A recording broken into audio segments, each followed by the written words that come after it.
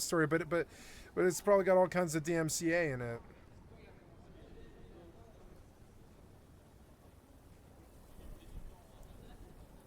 Here's a documentary about the two towers. The moment you realize it's not and the budget is so low, you can't even afford. That's a cinema sticks. Where the American Civil War really began, from Mr. Beat. Yeah. Oh yeah. Never mind. That's just like a Mr. Beat going to like a history lesson.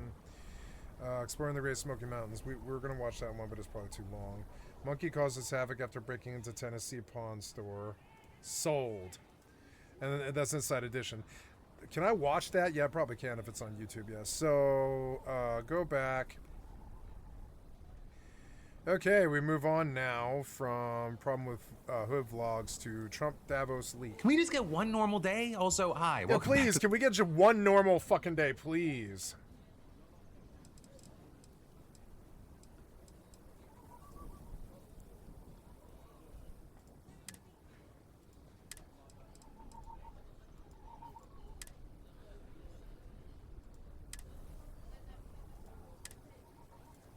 Ooh, I'm gonna get a ship out of this.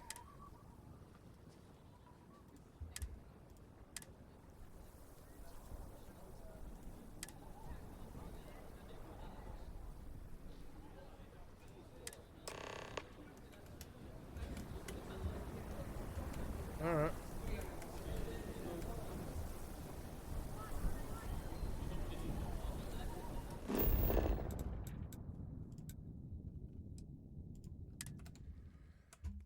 The Philip DeFranco Show, you daily dive into the news. Oh, I'm gonna piss before I start this video. I'll be right back. Oh, my kitty. My kitty likes to sit next to me. I gotta get up and pee, kitty. I'm sorry. I'll be right back. Wait.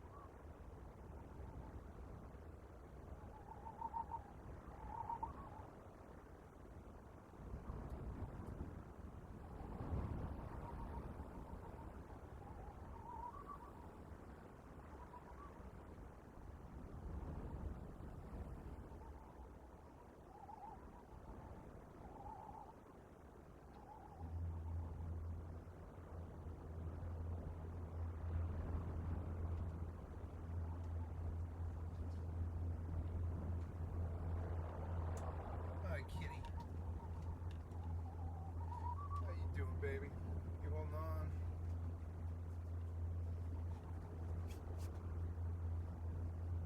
Hold on for me, kitty. Maintain.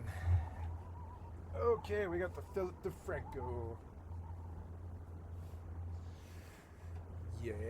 It's Tuesday. I hope you're having a good one. But y'all, 2 years ago, the Canadian government was preparing for the United States to devolve into a civil war. And now they're preparing for a war, not inside of the United States, but between the United States and Canada itself. Right? And we're learning that thanks to the Globe and Mail, which reports that for the first time in a century, the Canadian Armed Forces have modeled a hypothetical US military invasion of Canada and the country's potential response. And that includes tactics similar to those employed against Russia and later US-led forces in Afghanistan. And, the outlet sources and other experts saying, in actual war, it's unlikely. This is just a theoretical model. It's not an actionable war plan. But they also rightly raise questions about what this signals for the stability of the international order. Because this is a lot we've got to dive into, break down. It goes past Canada. I mean, from Trump's ranting on Truth Social to the insane backlash at this week's summit of global elites at Davos. Where we should start is with Donald Trump continuing his apparent descent into madness since we talked about it yesterday. Right, the lead-in to today was him threatening to tariff Europe unless he just gets to take Greenland, as well as him texting Norway's prime minister that he no longer feels an obligation to think purely of peace after they didn't give him the Nobel Peace Prize. Which Norway's PM was like, okay, hear you, but again, just repeating myself, that is an independent committee that awards the prize, not us. So when Donald Trump said that is just not true, with him saying in a phone call to NBC News, Norway totally controls it despite what they say. And then adding, they like to say they have nothing to do with it, but they have everything to do with it. And then they asked him, arguably this is more important, if he'd use force to seize Greenland. He said no comment. Though he then later posted on Truth Social an AI-generated photo of himself planting the American flag in Greenland soil, as well as another of himself in the Oval Office lecturing European leaders while pointing to a map of Greenland, Canada, and Venezuela covered in the American flag. Also after that, he blasted what he called an act of total weakness, an act of great stupidity, and another in a very long line of national security reasons why Greenland has to be acquired. And as far as what that was, right, you're saying, Phil, what is it? Did Greenland cut down the number of dog sleds defending it against China from 2 to 1? Well, no, it turns out that Trump was really upset about Britain's plan to hand sovereignty over to the Chagos Islands, where a joint British-US military base is located, to Mauritius. Now why, even if we grant Trump's premise that the loss of control over one base in the Indian Ocean would require him to acquire control of another in the Arctic is unclear, but in actuality, of course, neither the US nor Britain are giving up control over the base. And when the plan was finalized last May, Trump's own White House said it secures the long-term, stable, and effective operation of the joint US-UK military facility there. It's seemingly just on a dime, Trump's now reversed from that to sarcastically calling the UK brilliant and scare quotes and claiming that they're doing this for no reason whatsoever. Of course, that too isn't right, because British leaders say that they're giving the island to Mauritius to avoid legal issues after the United Nations and International Court of Justice urged it to do so. Though Trump, of course, has never been one to respect the UN or international courts, so in his post he said that China and Russia only recognize strength, which is why the United States of America, under my leadership, is now, after only 1 year, respected like never before. Though then also, if that's true, then it's strange that his proposal to create a board of peace has been met with such a lukewarm response. And actually with that, last night when asked about reports that Emmanuel Macron doesn't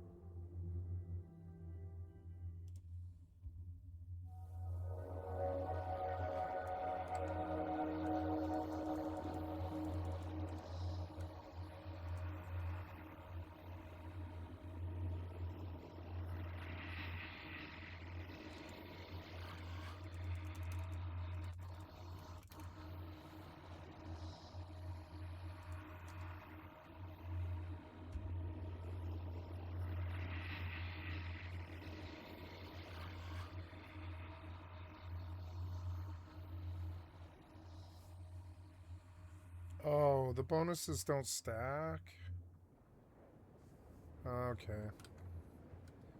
Damn it. That actually really changes that, like, Starfield for me. The magazines need to stack.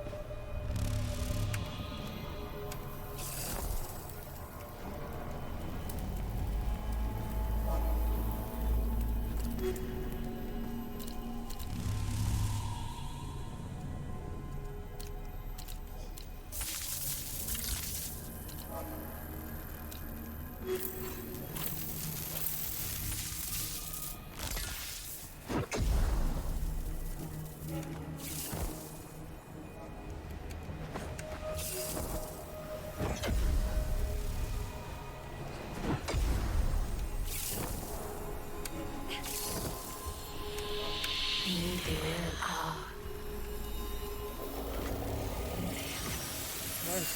Good CP lessons. Oh, sorry, Kitty, you're okay. You're okay, Kitty. Just stay there. I didn't realize you were there. Come back, Kitty. No?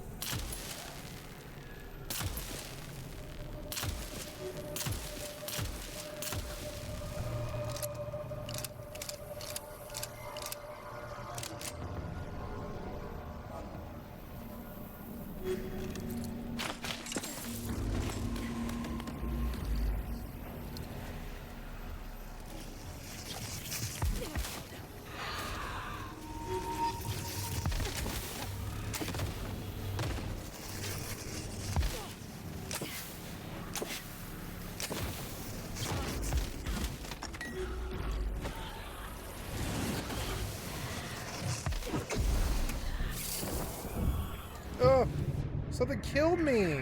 What killed me? Something about the roof killed me. Oh.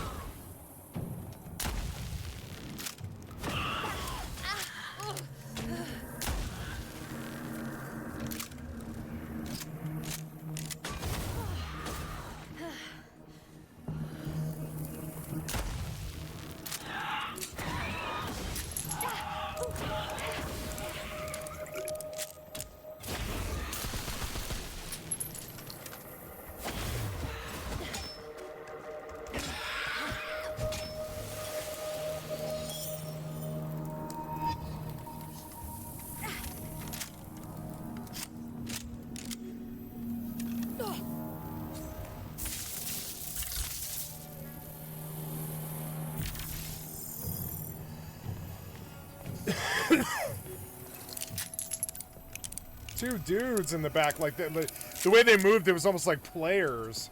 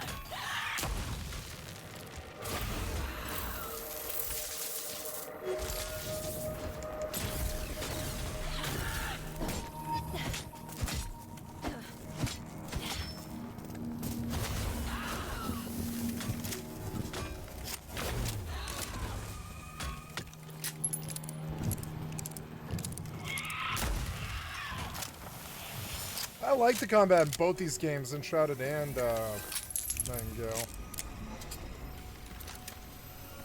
Reminds me a bit of Rust. I don't think I can have toggle sprint. It keeps messing me up so bad. Gameplay. Enable toggle sprint. I don't want it. Show advanced building. Show damage numbers. F5 is such a weird key.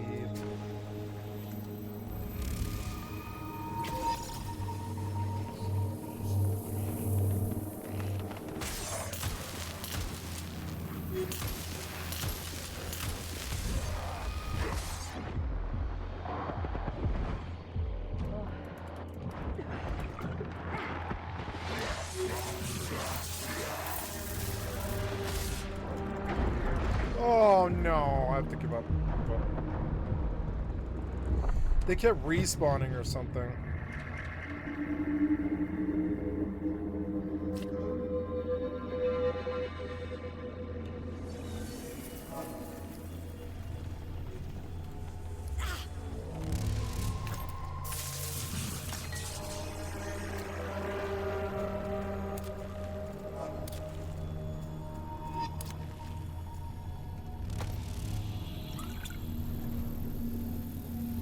I guess the dagger's refresh would be better.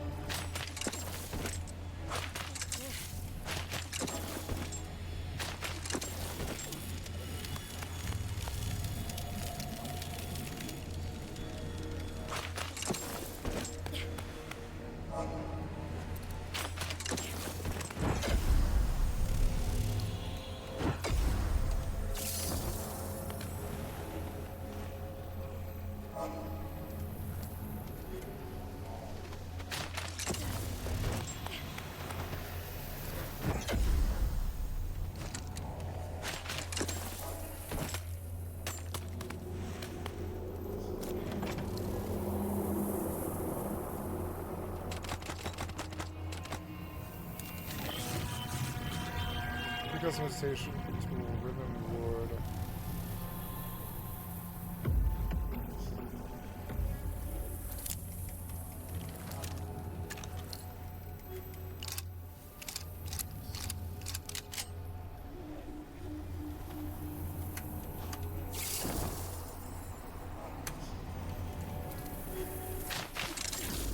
Ah!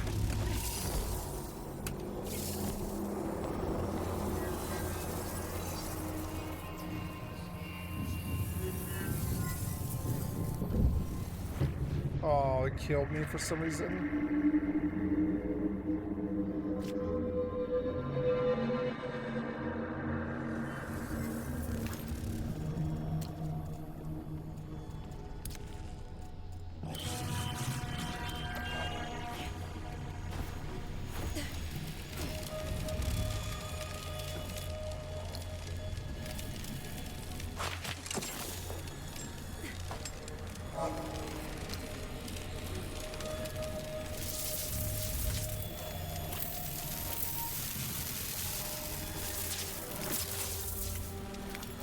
I didn't realize I had a magic heal, and I should probably always use that instead of potions. So like potions with the emergency, so that, yeah, that kind of like recalibrates like how I want to do things.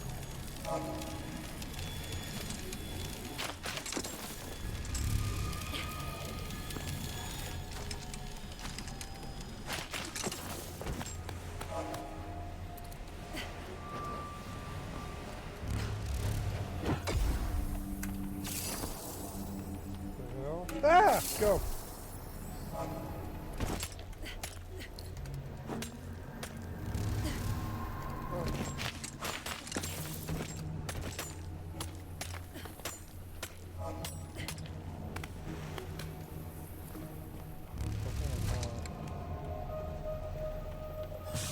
Oh, okay.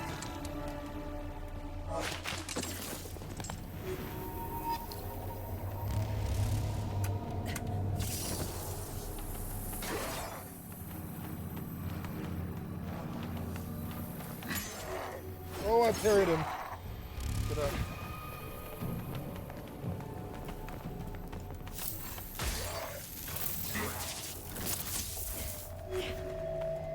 Oh, come on. Revive me, motherfucker.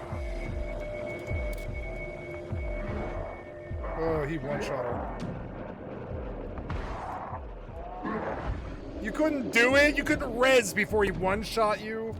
Oh, come on. I'm gonna go to bed and turn the difficulty down. This difficulty's too high. I don't know. I guess it wasn't that hard. Fucking annoying. What's up there?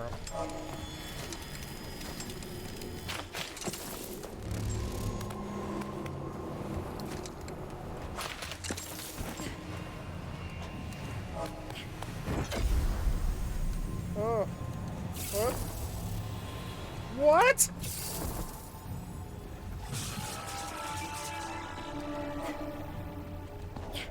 Oh.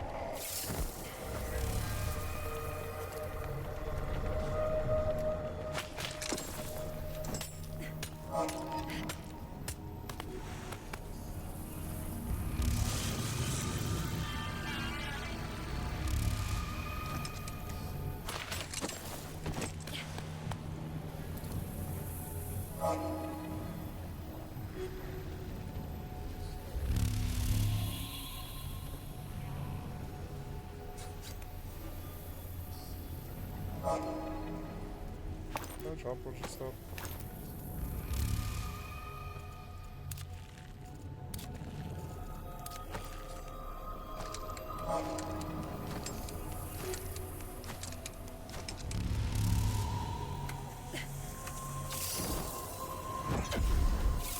Please work. Why don't you work? You're like not working anymore. Like what?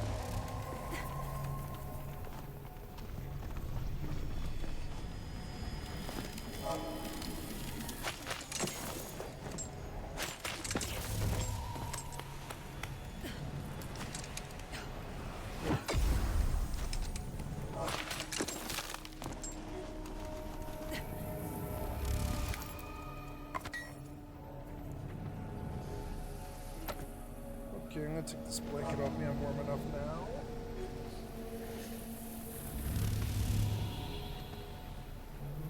Warm blanket. Hi, pretty kitty.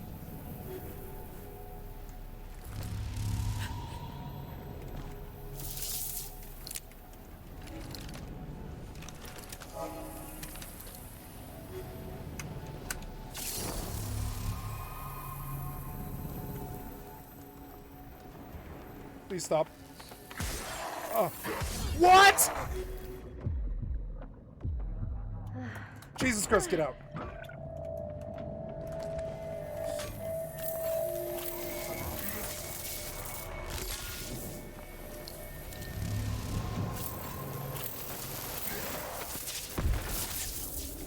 Wait.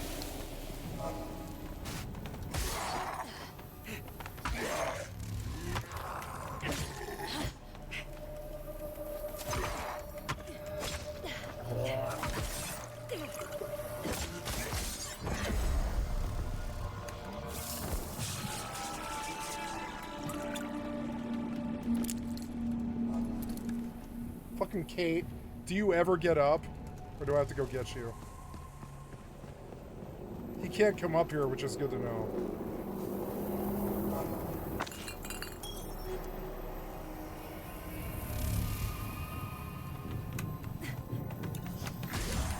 Oh.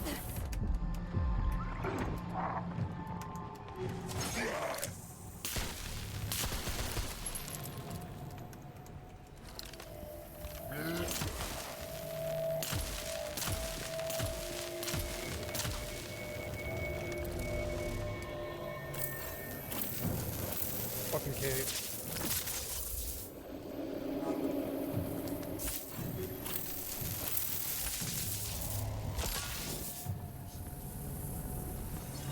Did you leash? Where'd you go, you idiot? Oh, you can't do that.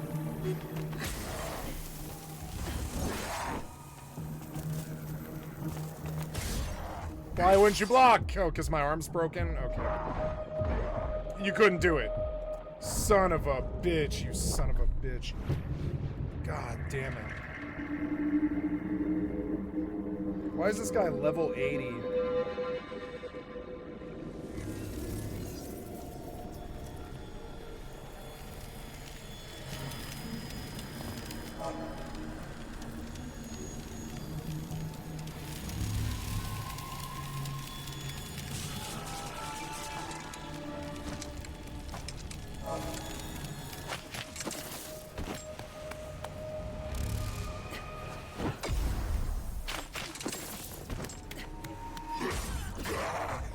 Fun.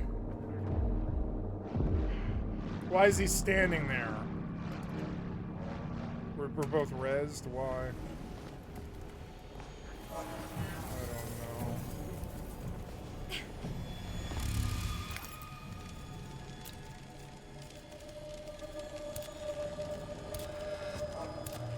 I'm gonna go do something else now. This was a fun place, but I don't really want to be here anymore.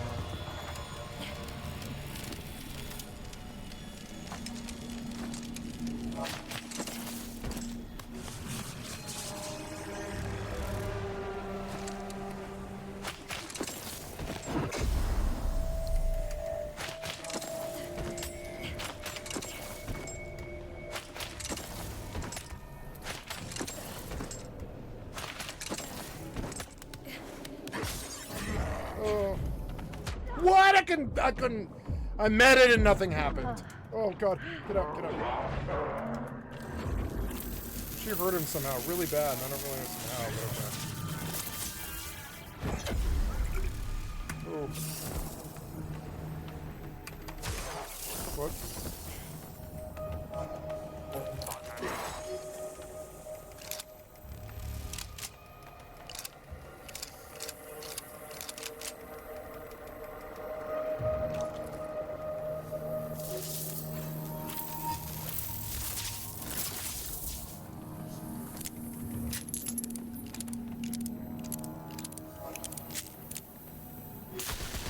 Damn, that's not what I wanted to do.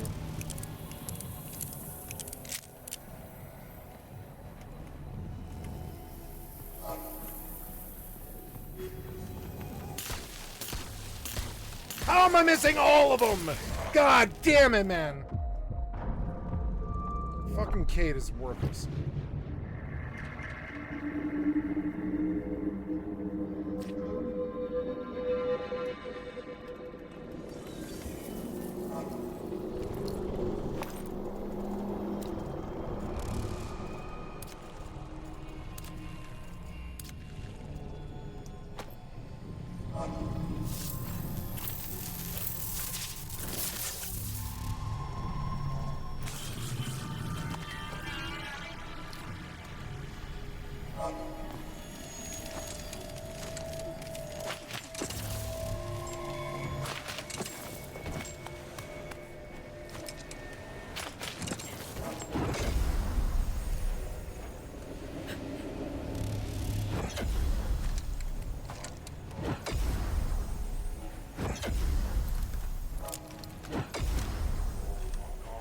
Oh, that's why? Okay.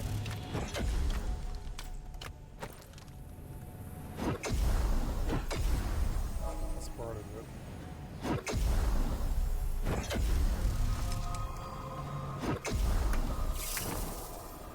Please work. Why don't you work?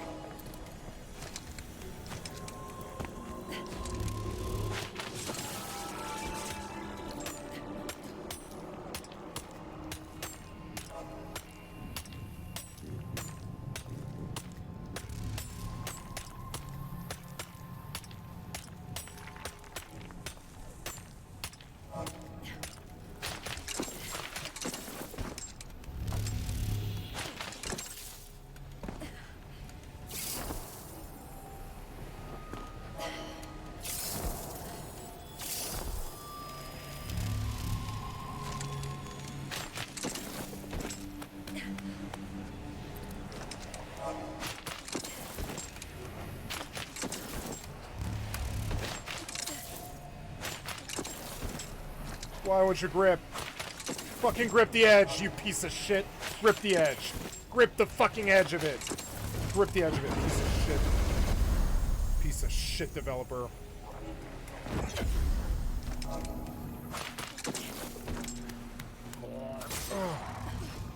Why can't I see my UI? Why can't I see my UI? It's because you want me to lose. You want me to lose. You're like forcing me to lose.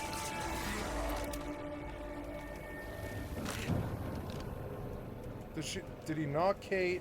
Yeah, he did. It's so annoying.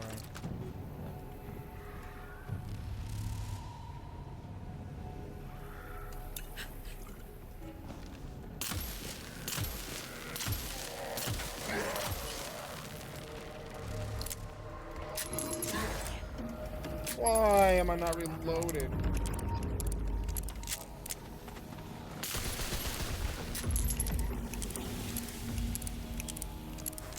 Dick. Kunis Ingrid.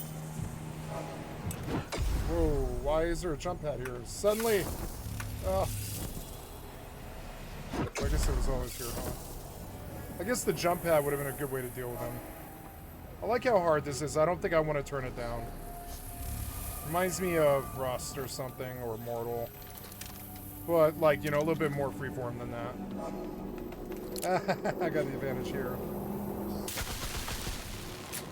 Okay.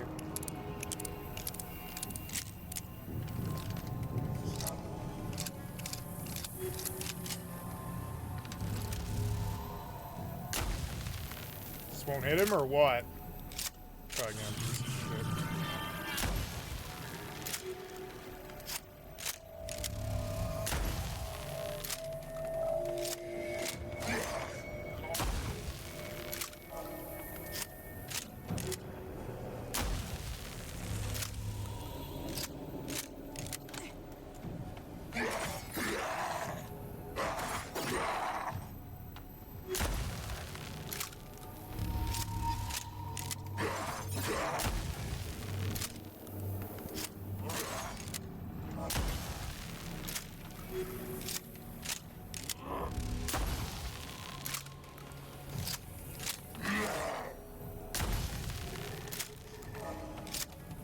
15 shotgun blasts in seems reasonable.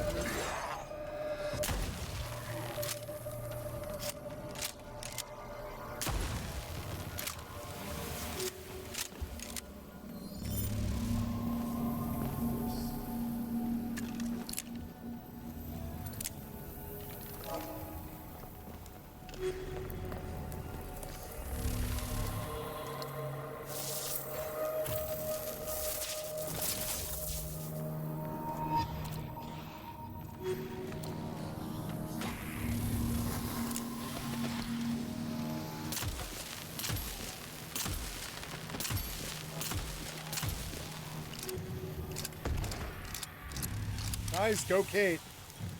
It's good shit there. She actually tanked. Fuck yeah.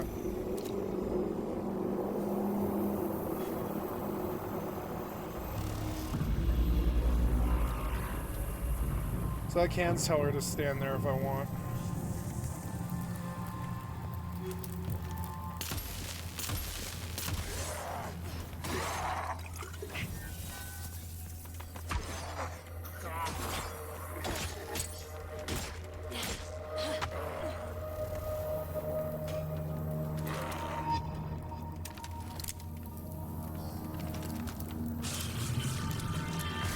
God damn it.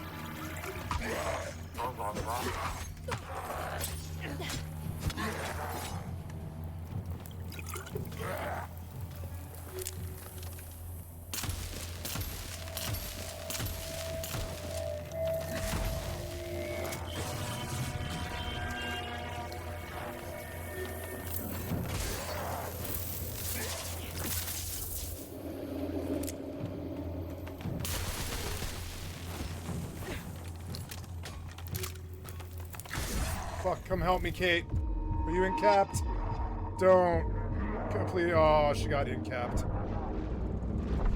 This is a little extreme. I'm gonna go somewhere else, but I like it. It's fun as hell. It's a little bullet spongy. So I'll go home and I'll turn it down one notch. But I like how hard these guys were. It makes you a better player. And it proves that their combat's really good. Yeah, take me to the rest of it.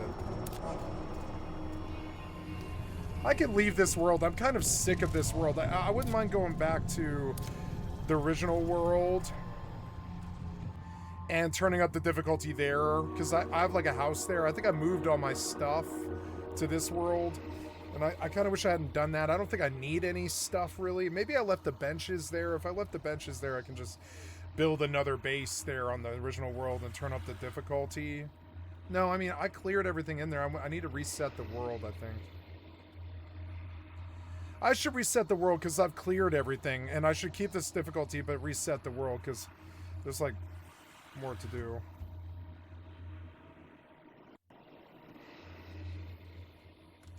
I think there's like stuff I'm supposed to do. I should probably just follow the quests.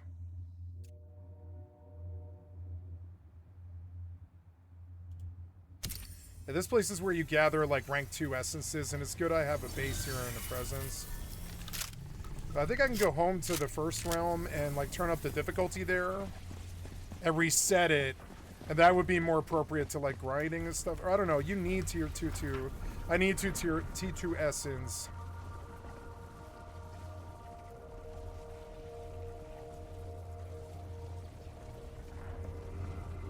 No, this is the first realm.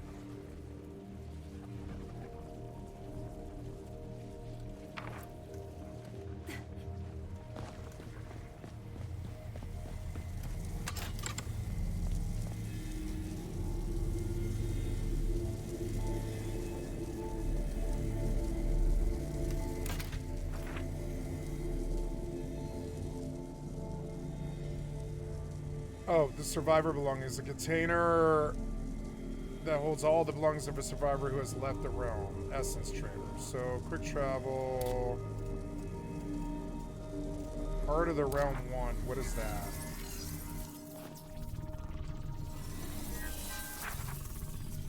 What is harm of the... or heart of the realm? What is that? See, this game's so fucking weird. They expect you to, like... It's like Once Human. It's fucking weird. Yeah, I have no idea what to do. Or where I'm going or what. But hopefully on this world it's a little easier.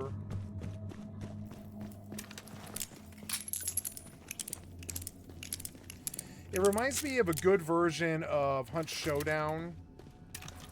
I think that was a really big influence on this guy. But he wanted like a single player builder to play when he wasn't playing Hunt Showdown, I think. And Hunt Showdown, if it was less clunky like this, it would be a better game.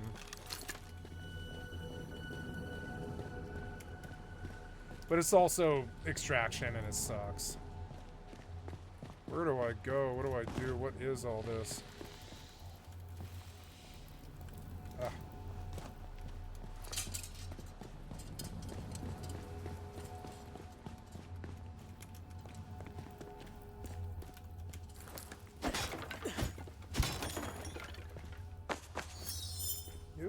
Ice revolver cartridges. That was good loot.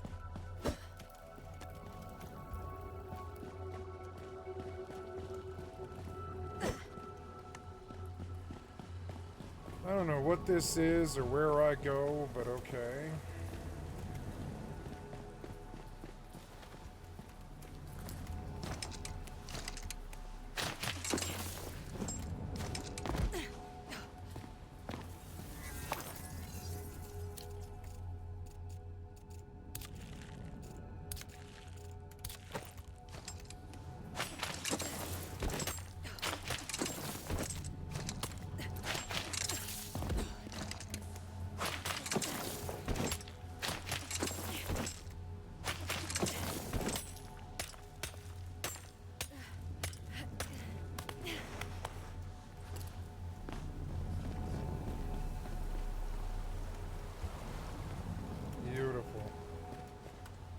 Where the hell am I, and what I mean, what is this?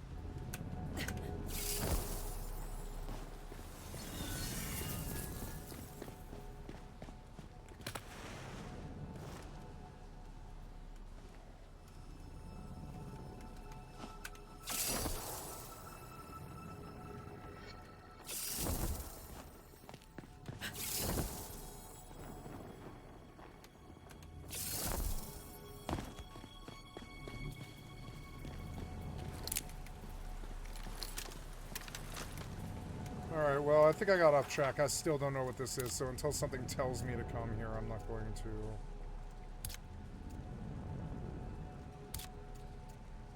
Now it's going to take me to the respite. I'm going to go do some dungeon I haven't done yet.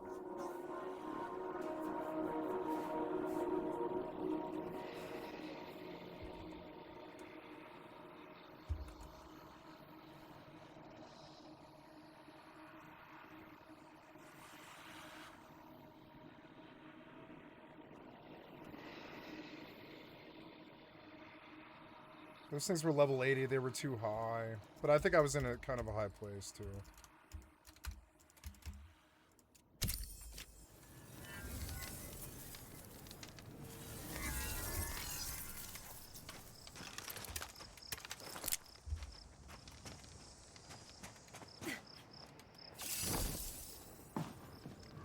The movement could be a little better.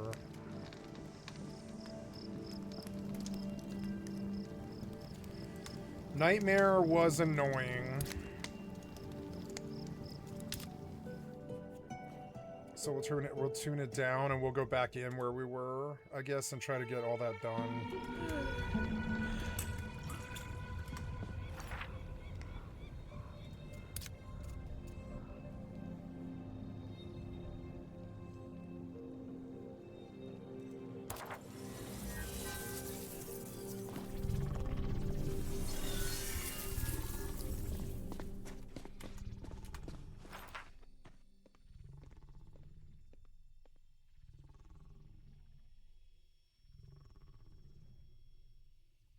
Wait, I want to go back and get whatever that stuff was in the old world. That might be some player's loot, I guess. Somebody may have built or something. I'm gonna go back and look.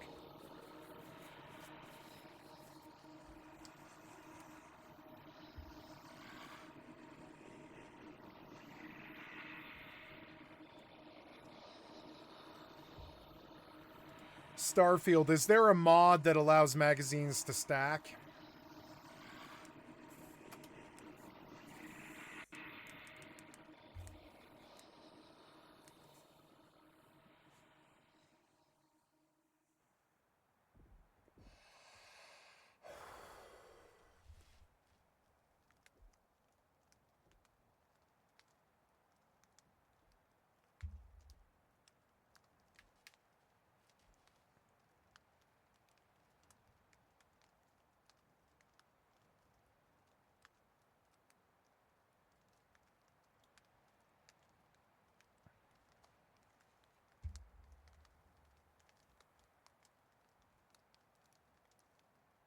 No.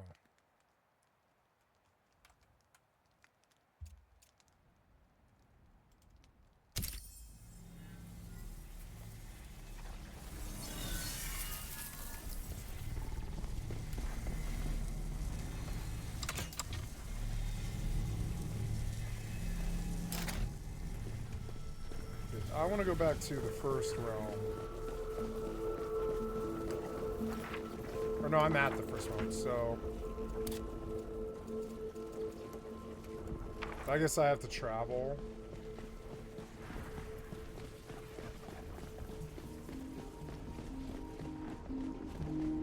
Beautiful.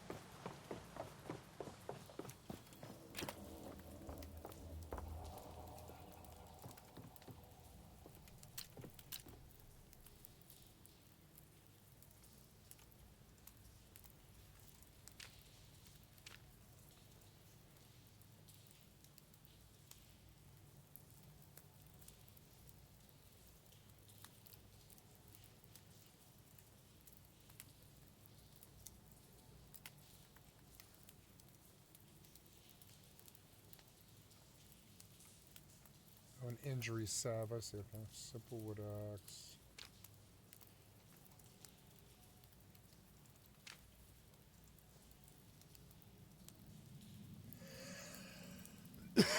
Water bottle.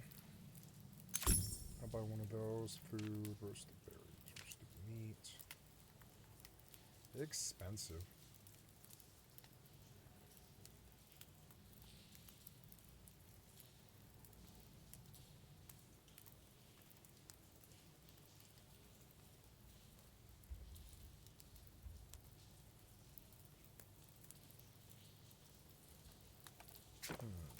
So...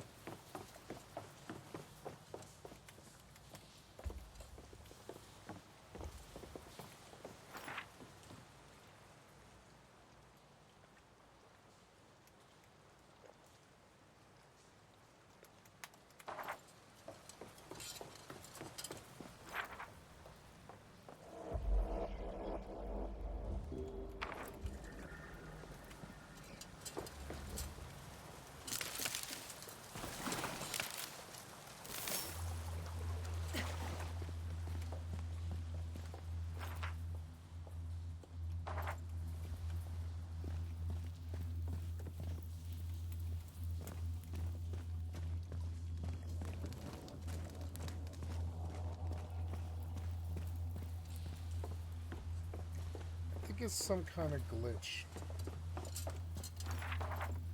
I don't truly know. So, in any event.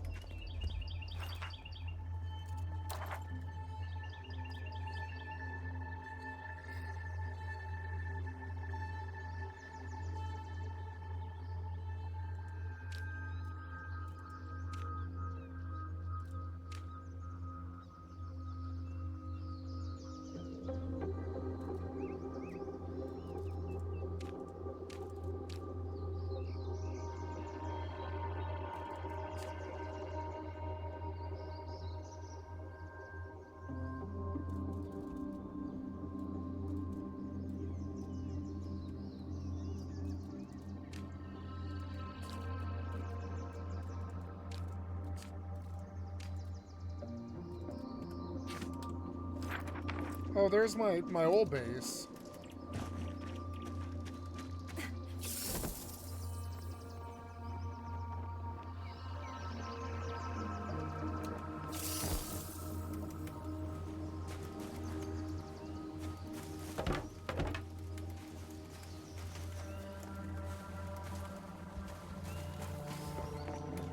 Reminds me of Icarus a little bit.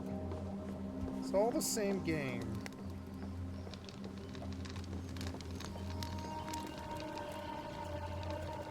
Let's move it to Nightmare and Dawn.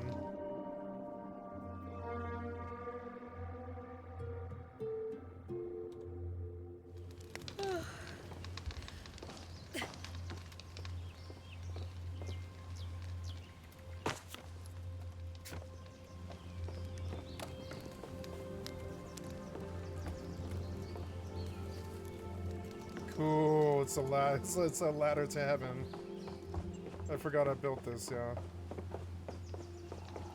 Where were you when I built the ladder to heaven? This was like 2 years ago or something. Yeah, like when the game first came out, I think.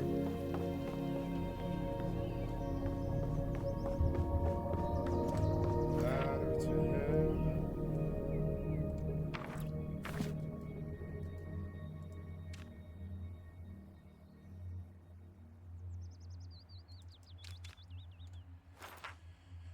Abandoned settlements.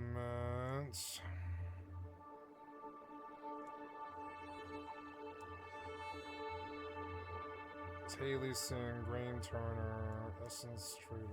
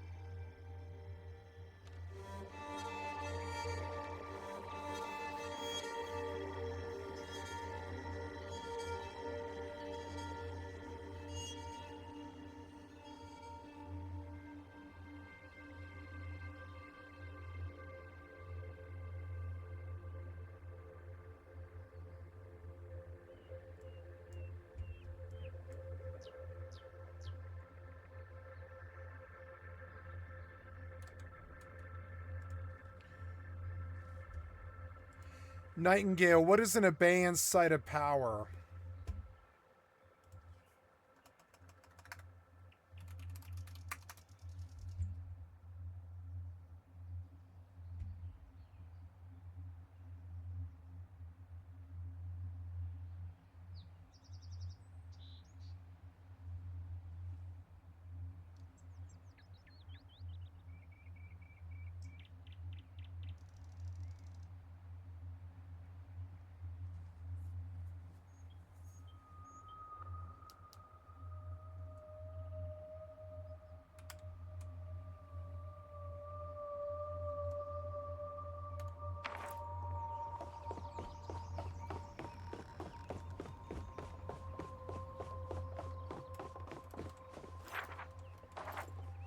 Game is beautiful.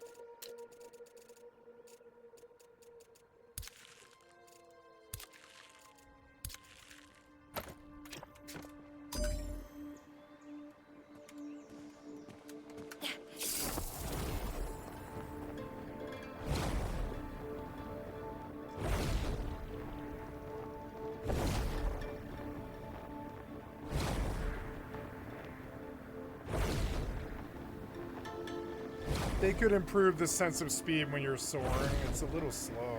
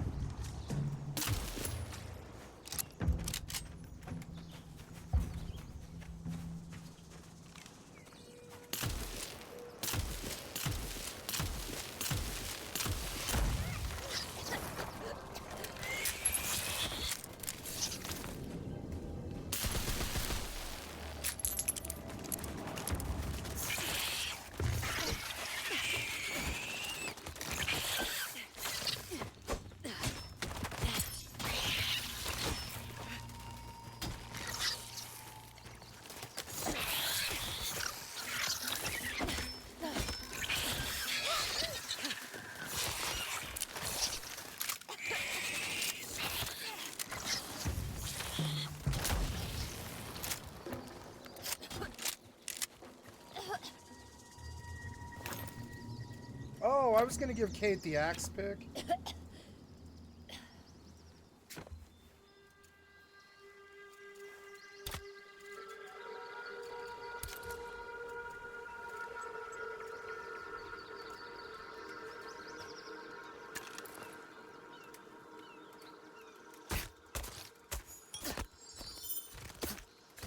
Well, I got a T2 up them.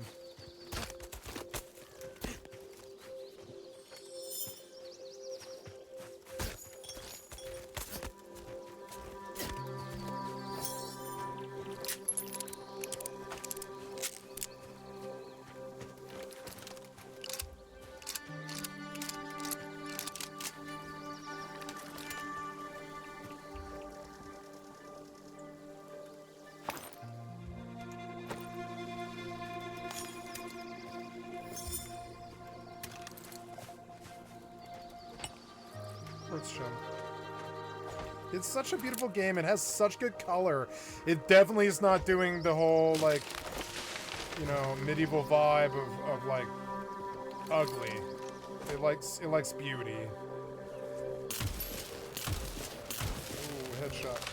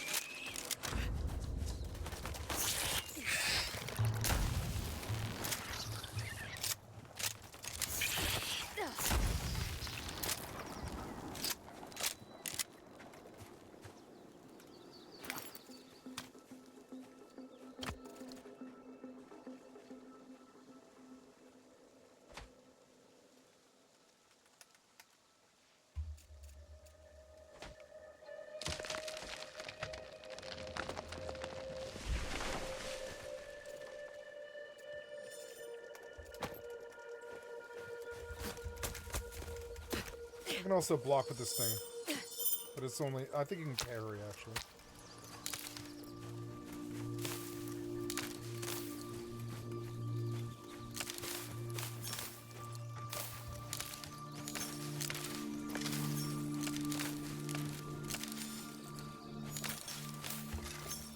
Oh, I got tier 2 essence out that stuff. Nice. I missed something.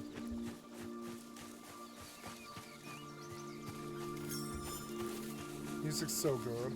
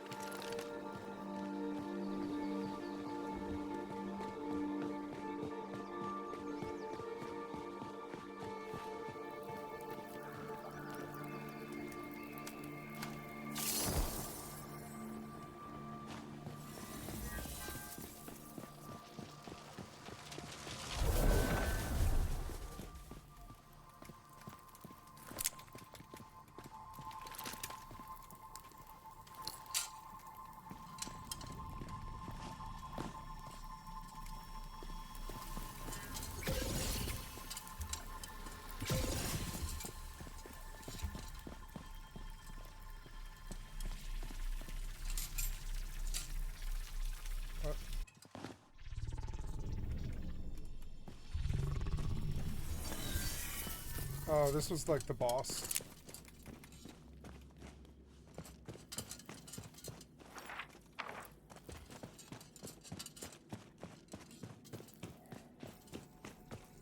No, this is that one place.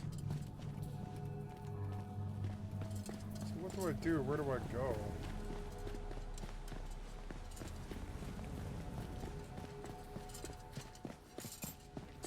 I guess up? I don't know.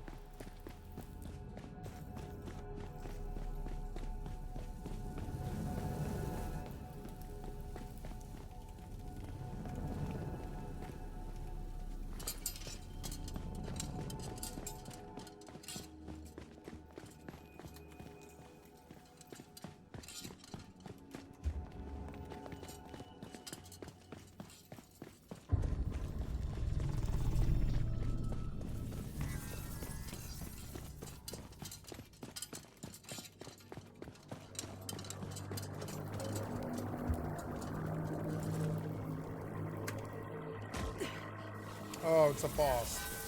The Jabberwock. Oh. I should have turned down the difficulty. I don't know.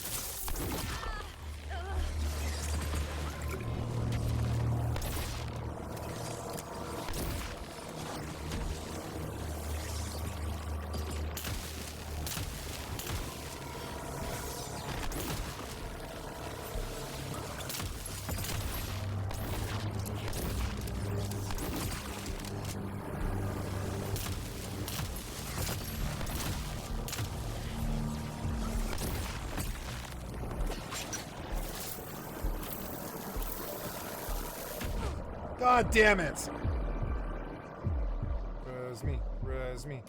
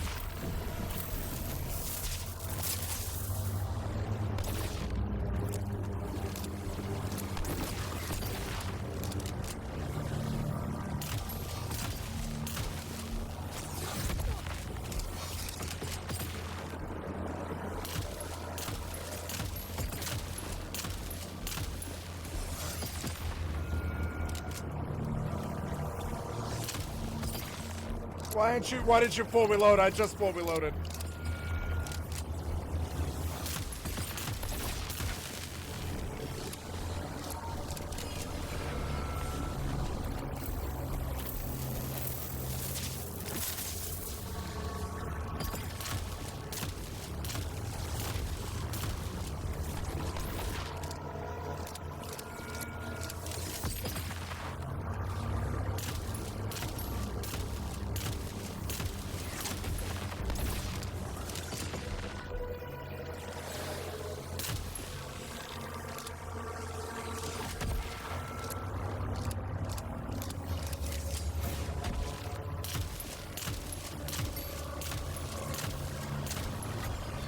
Yeah.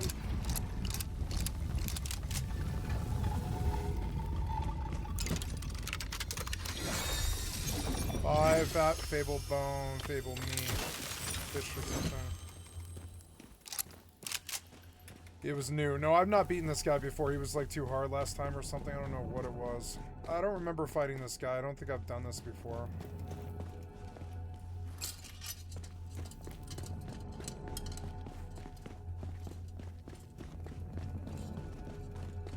I did it on hardest difficulty too, which is cool. Hopefully it paid good stuff.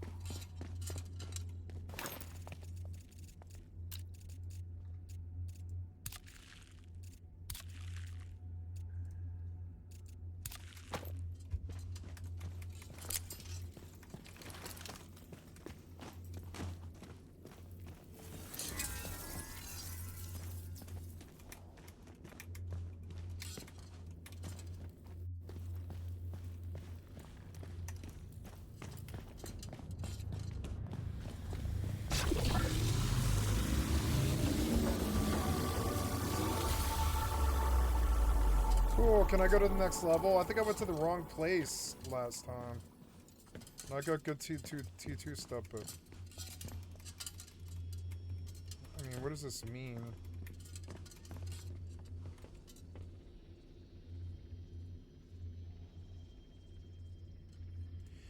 No, I just beat the Jabberwock, actually. Where do I go after this? I saw some, like, golden pillar open...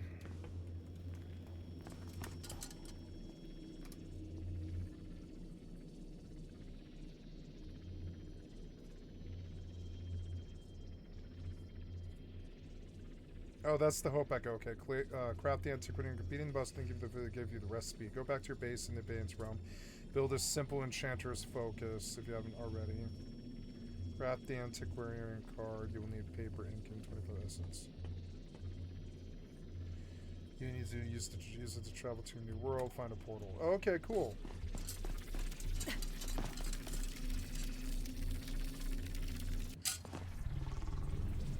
Beautiful. Look at the red water and shit. There's such good artwork in this game. Somebody was really inspired when they did this game. Okay, so now I've got to craft the thing.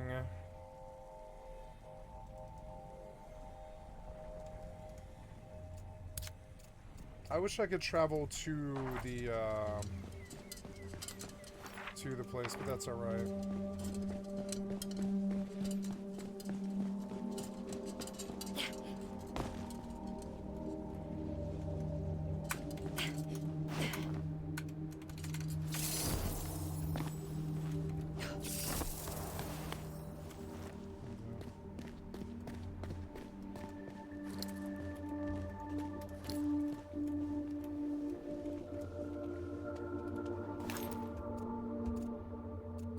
I think I want to do it.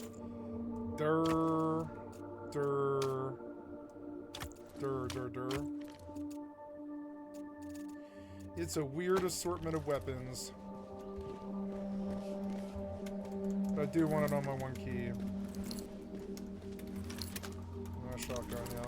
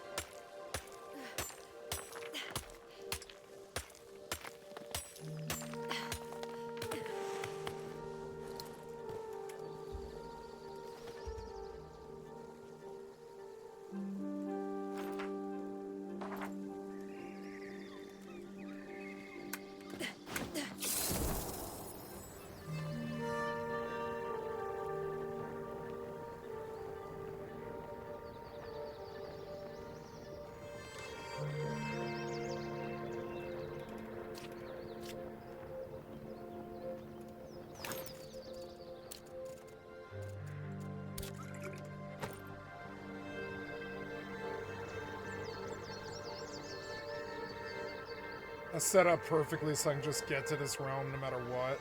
I could set up my actual realm in a much more, like, higher zone.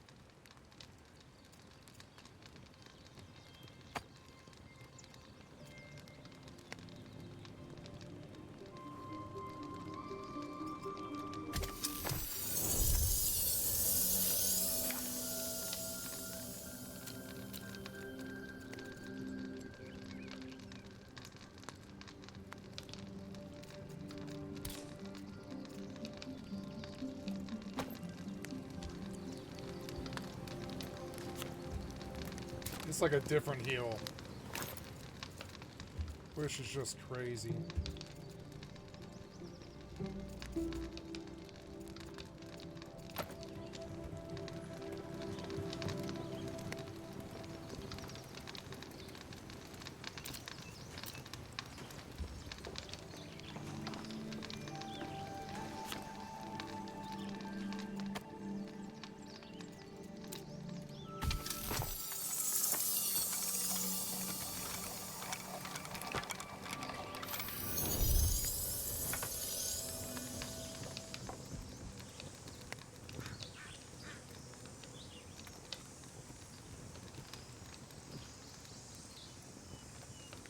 Oh yeah, you can only travel to your respite in the abeyance realm, but you can keep an estate route here and here.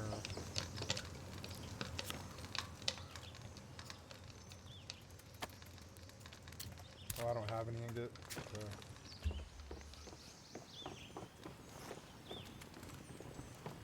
I came here to use the Enchantress Focus to make a realm card.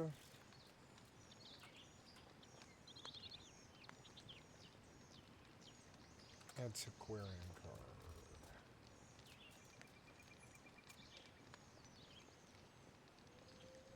Realm address card.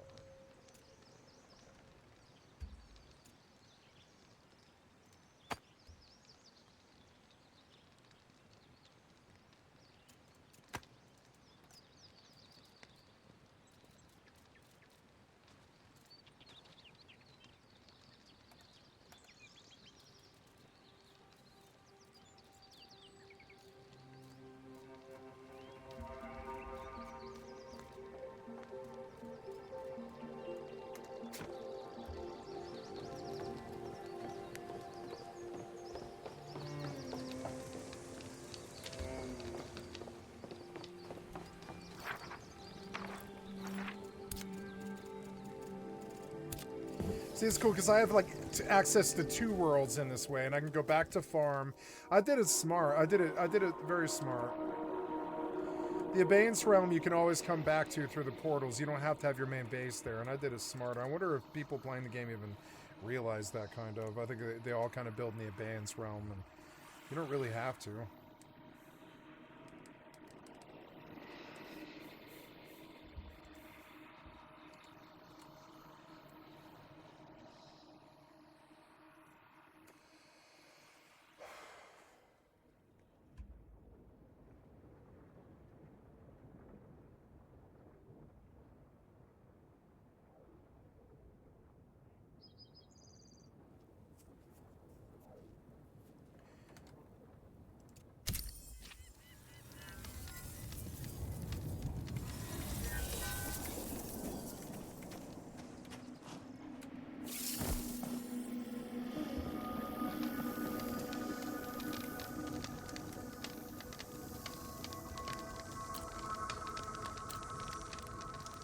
Wow.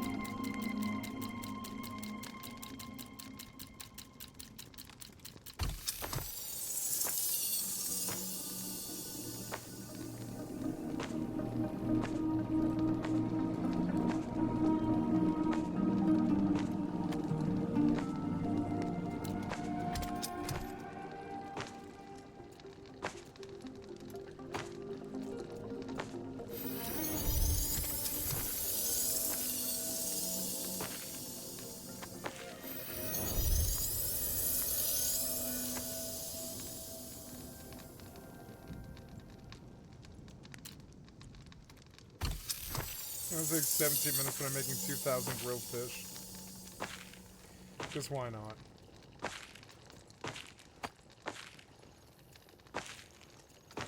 Mixed plants. Roasted meat. Oh my god.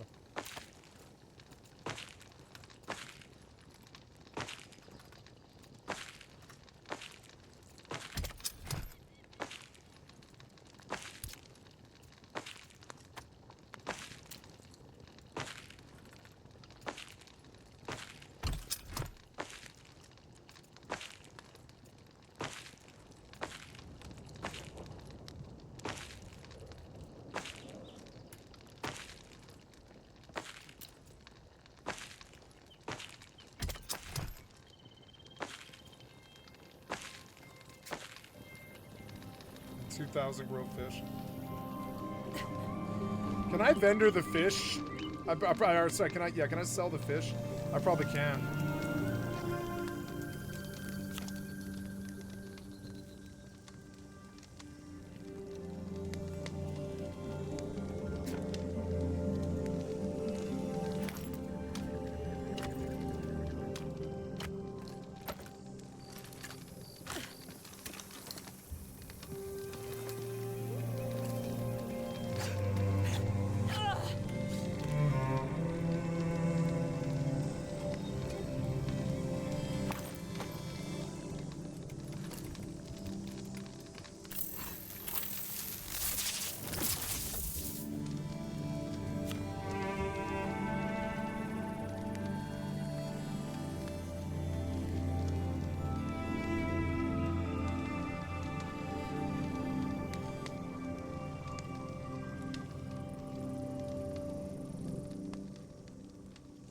Ooh, increased movement speed.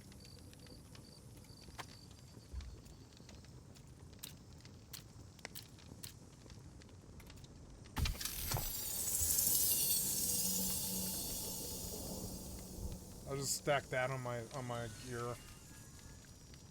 I don't need damage or anything. Movement speed would be very welcome though. Oh cool, you can go to a different place? Oh, you can. Antiquarian Desert.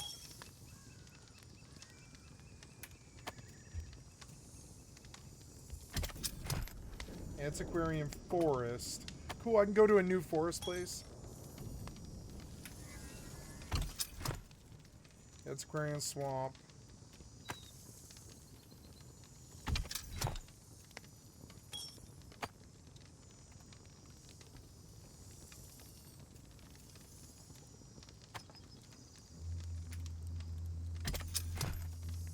Astrolabe Desert. Astrolabe Forest. Astrolabe Swamp.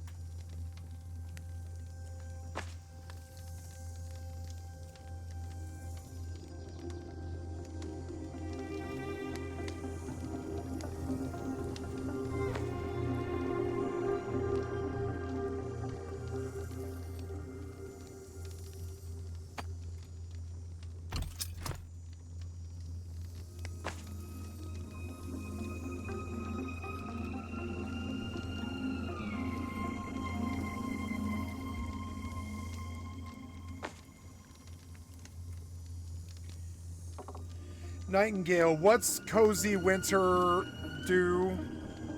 What's it do to the realm?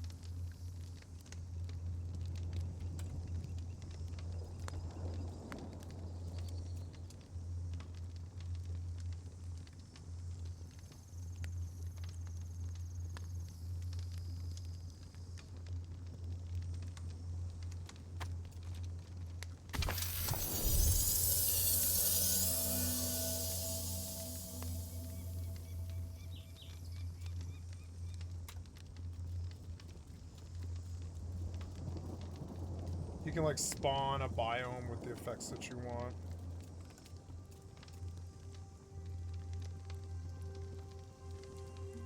It regrows trees and plants. Wow.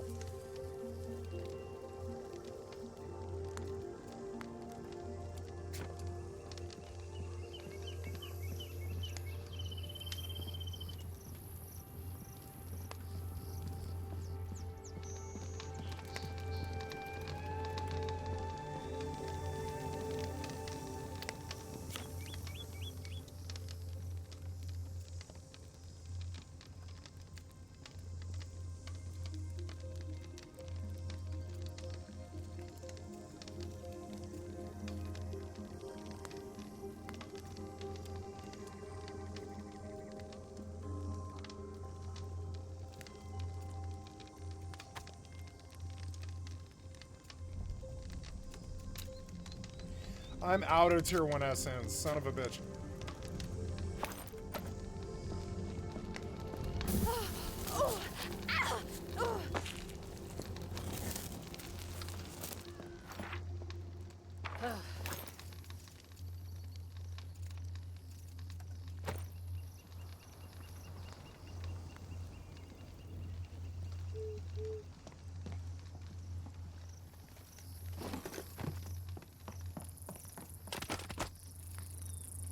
Able meet the Jabberwock.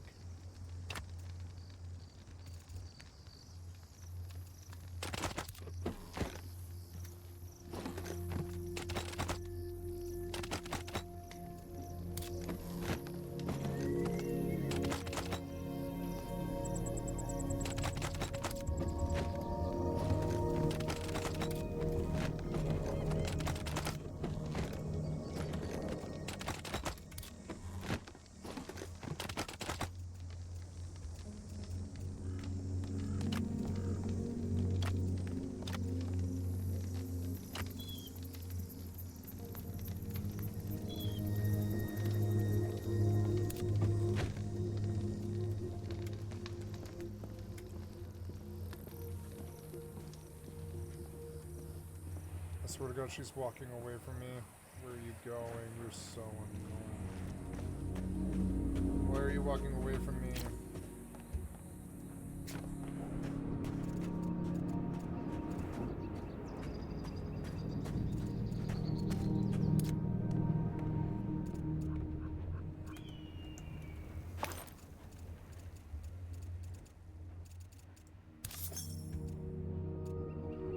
Oh, I don't have to go anywhere, huh? No, I don't have to go anywhere.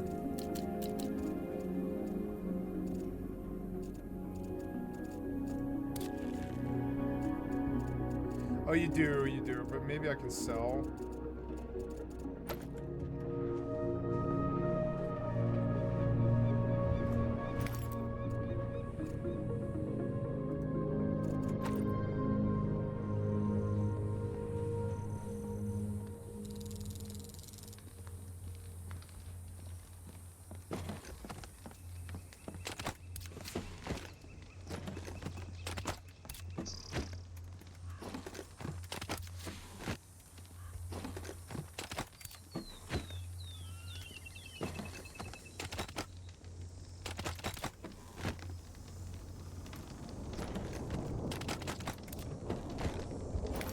There's a bow right there and a refined axe pick, too.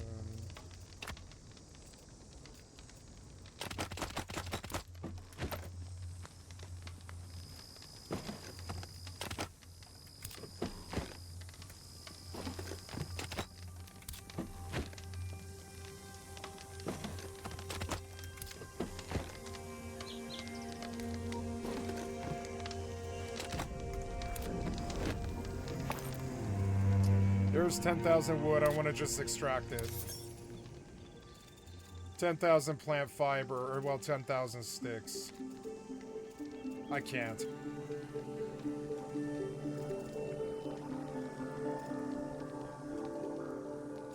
Oh, am I full? I might be full.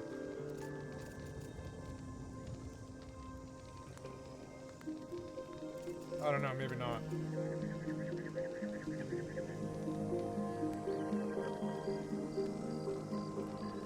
Nightingale, what are sickles used for?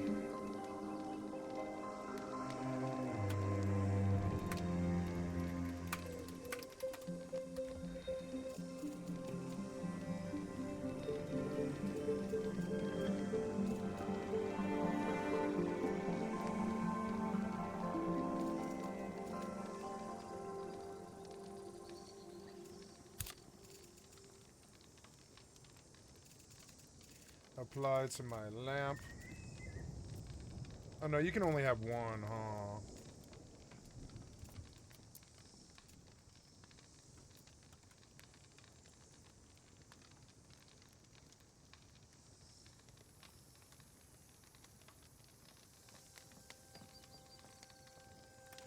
Okay, so I need to carry a sickle anyways. Oh.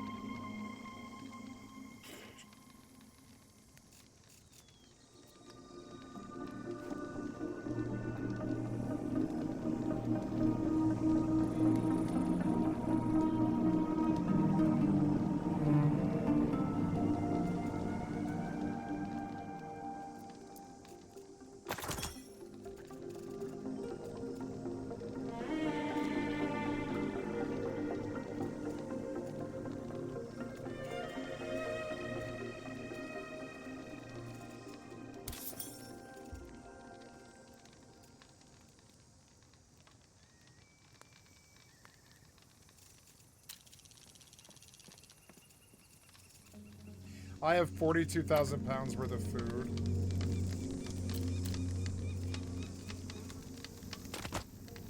Wow. All the stuff that should go to the water. Well, yeah, I can go just go buy anything now.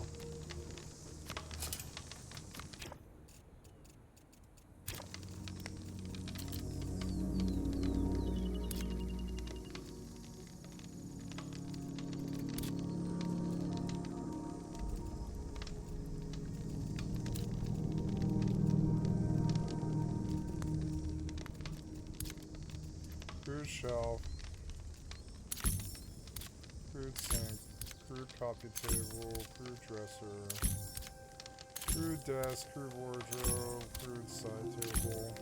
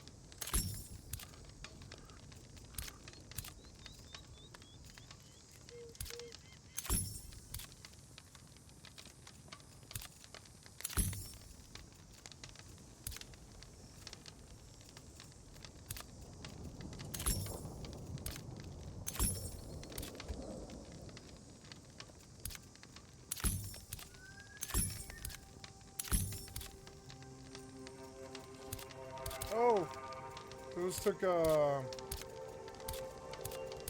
green things.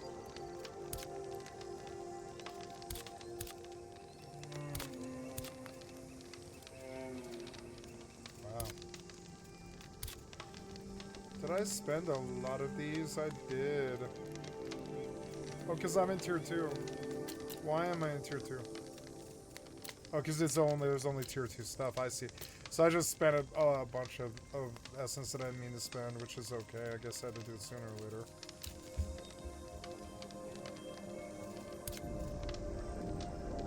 This one's green, is it?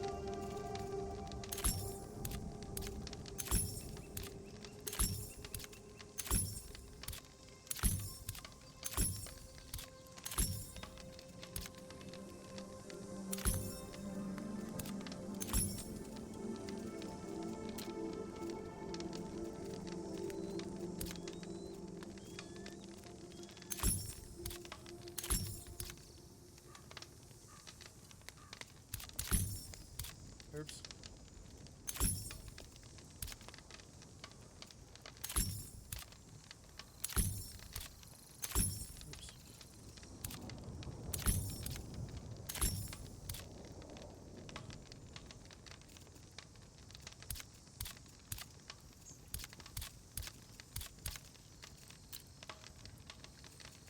Oh, I see.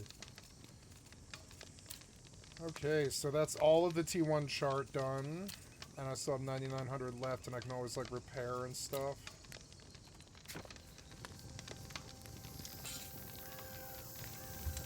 I still have so much stuff.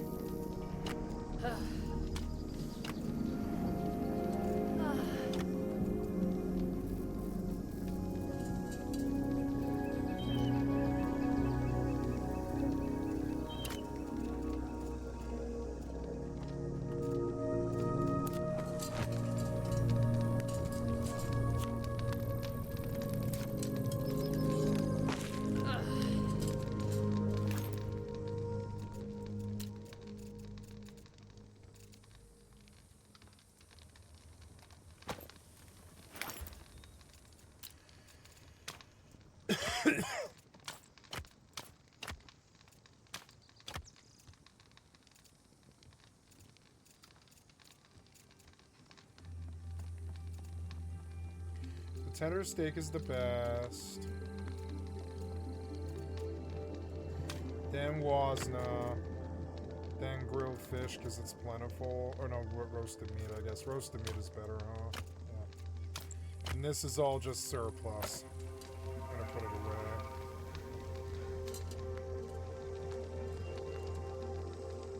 Boy, I don't like this, but at least it's not for very long.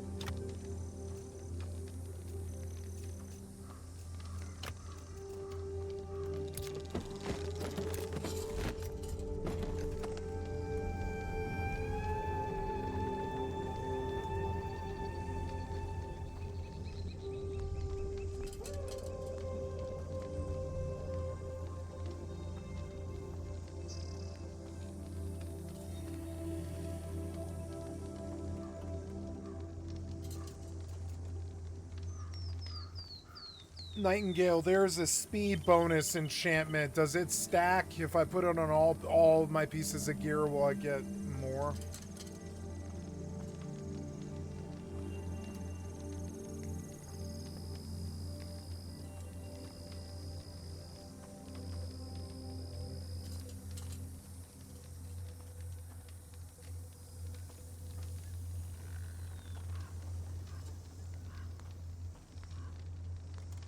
Okay, so these do stack. So, but I put them away, which is bad. I need those for time infusions.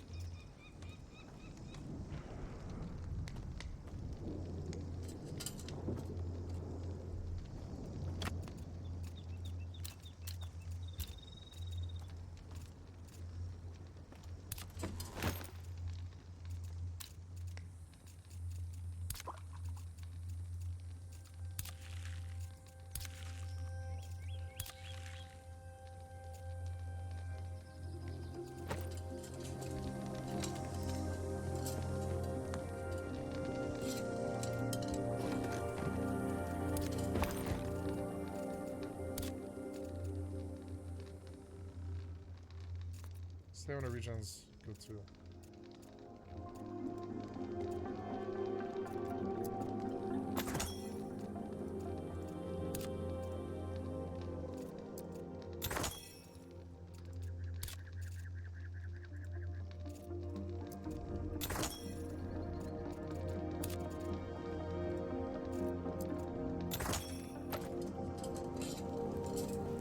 Oh, look, I'm much faster. We're definitely just gonna stack all that. Make me speed thingies.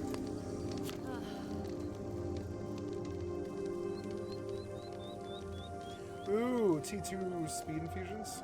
Ooh, time, infusion, speed. Autofill T2 essences. I want all 5. Gives me a reason to get out and farm more essences.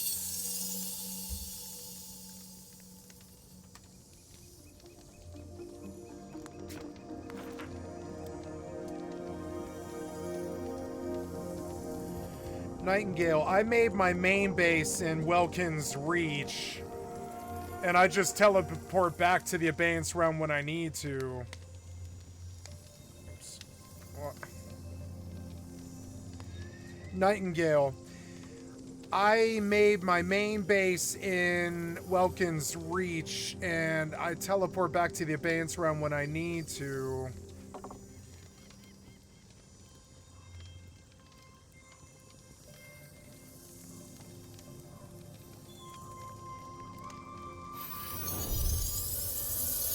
If I reset the realm, will it erase my base?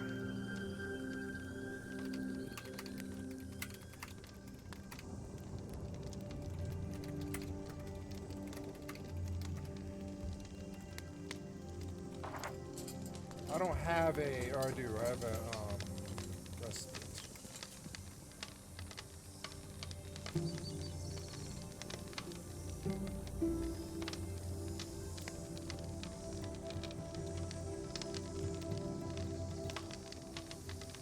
Oh.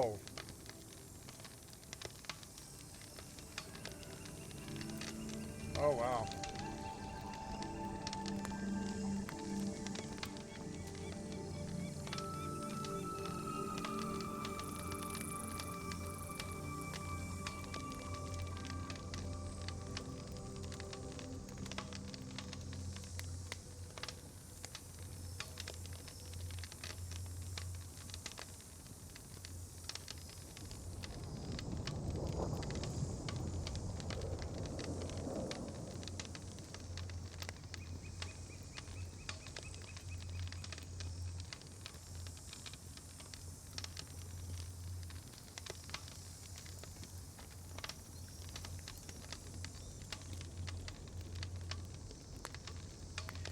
Okay, so I can't really live here. I mean, I can, but I can't ever touch this realm, Welkin's Reach.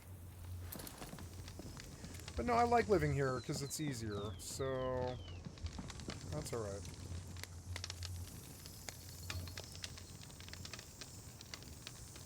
Upgrade your estate. Okay, already estate center.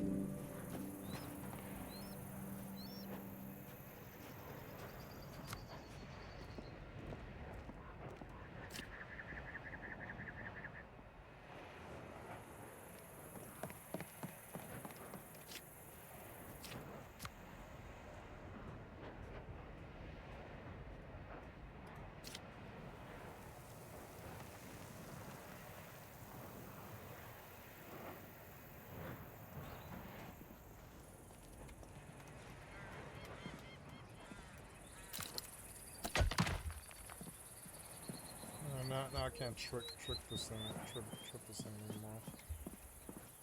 Fucking annoying.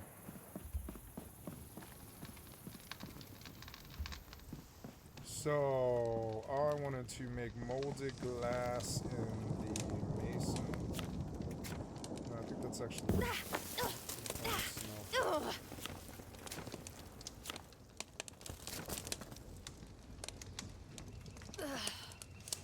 I'm very heavy. What am I heavy with? 130 pounds worth of...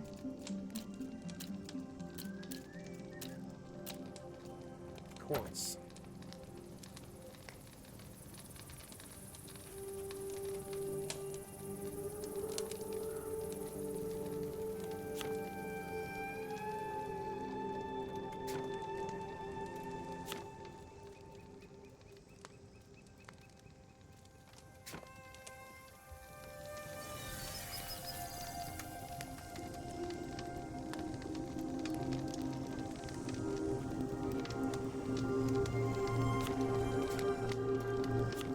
Fish fingers, raw fish dough, and spice, huh?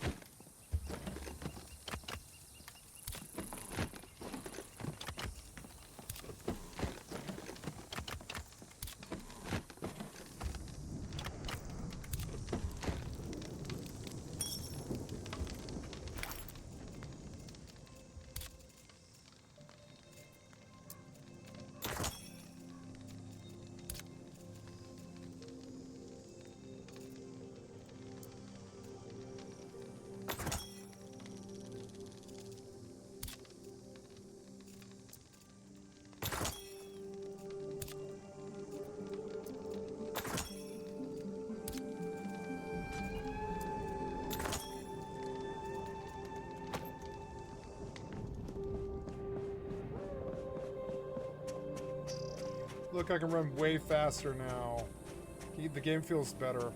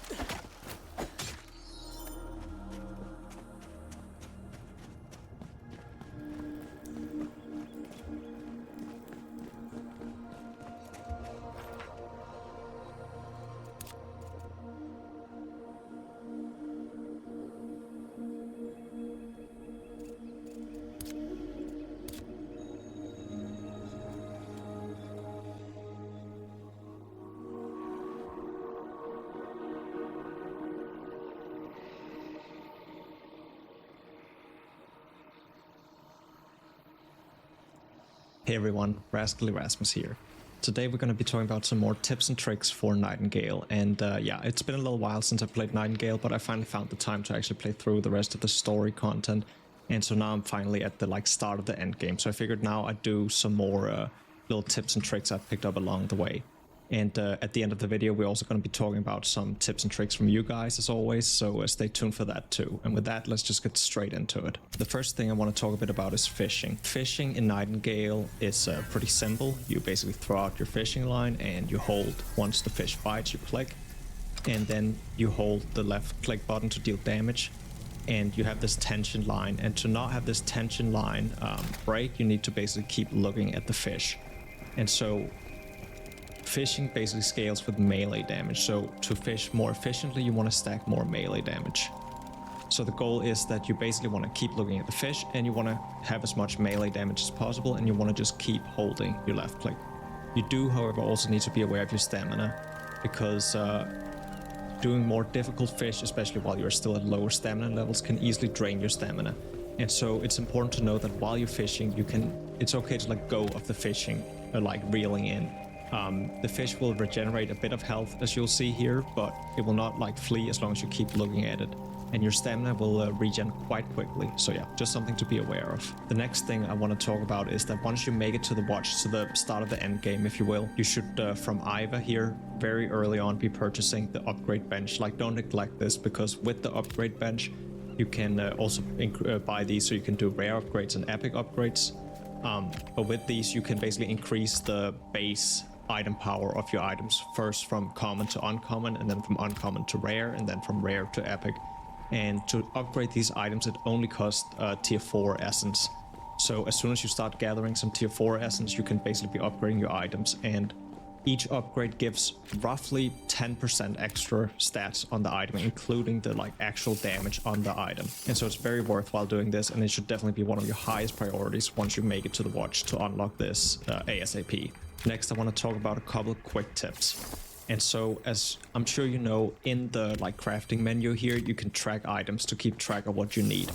But you can also do this directly from a workbench, and this took me quite a while to realize. But if you right-click something here, it will actually also auto-track it, which can be very helpful. Also while crafting things, like in this case, if I need a refined action, I don't remember what's needed for refined action, but if we go over here and find the refined action, we'll see that it's an action and mechanical gears. And so then I need to remember to craft those, but it might actually be helpful to just right click this too, so you can see it out by the side and use this to keep track of your crafting needs. I at least find it helpful. And with that, I also want to say that as you're playing through, especially the early game, when you're still getting tier 1, tier 2, tier 3 materials, don't be stingy with them. I've been way too stingy with them, and as you approach the late game, they essentially become useless because you want to get better crafting materials than your old crafting materials. So I strongly recommend that you spend them and use your good stuff as you level up as well. Next, I want to talk a bit about the climbing picks. The climbing picks is it's a little embarrassing, but I didn't actually realize that you can use the climbing picks for climbing. And I'm sure most of you did notice, but just in case somebody like me hasn't noticed, if you walk up to a wall here and then jump and then press space again, you'll actually start climbing with the climbing picks. And while speaking of that, we have the first tip from you guys, which comes from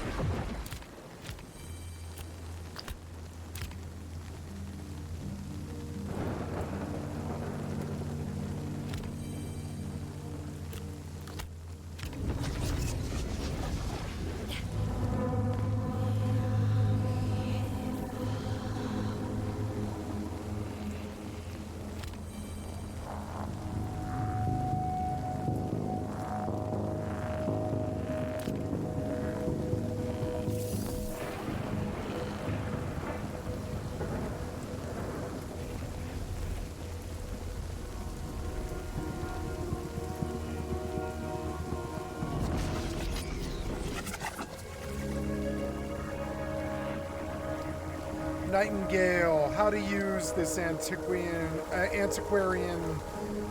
forest card.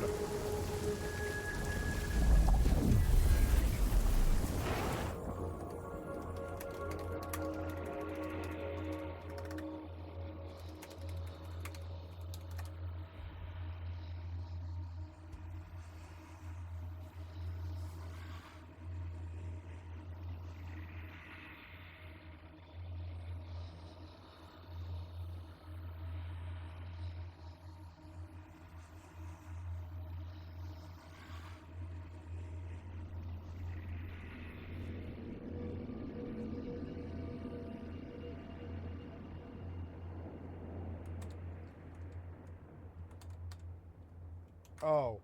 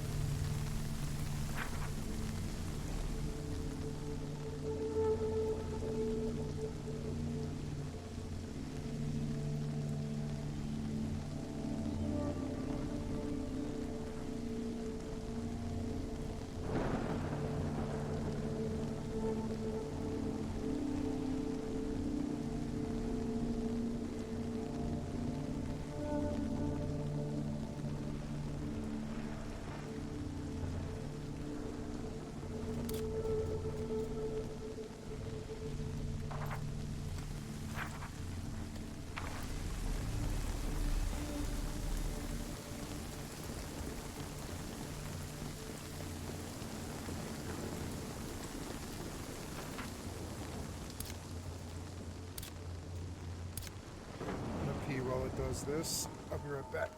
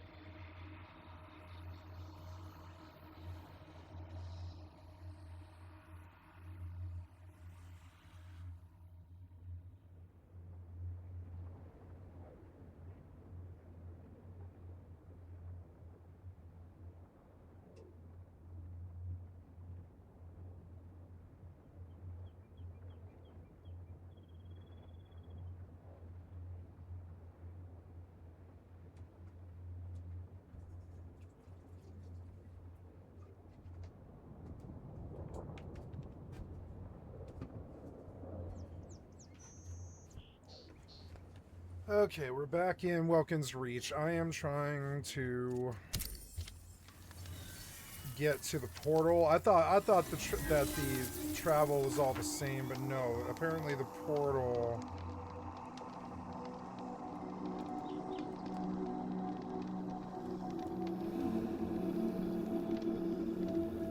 That's where I'm going.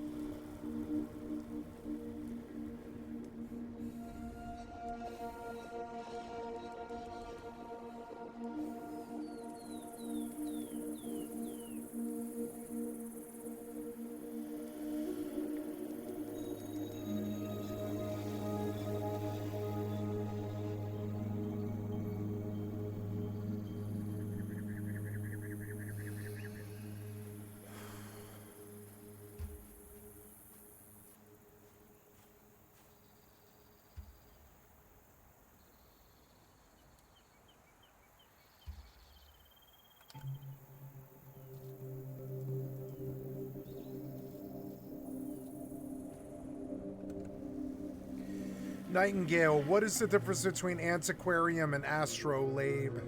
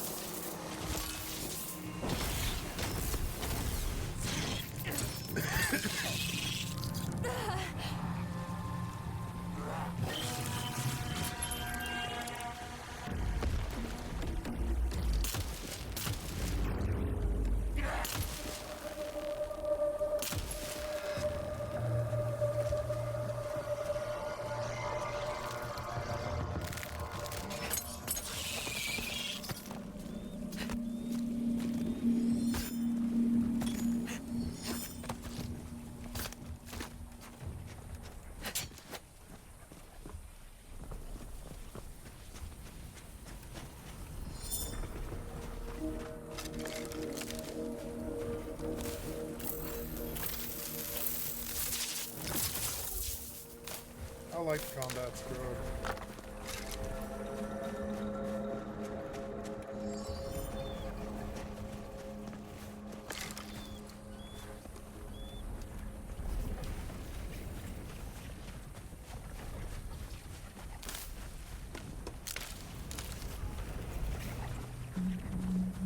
Cool, I'm going to the desert for the first time.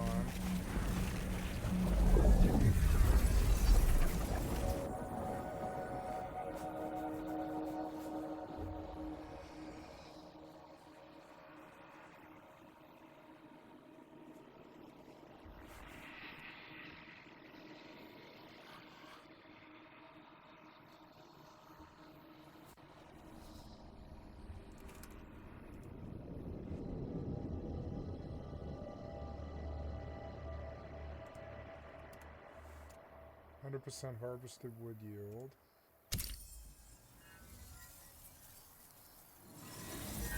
Cool, I haven't been here before. New content.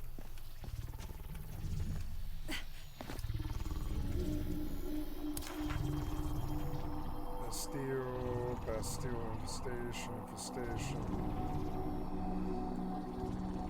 What's that?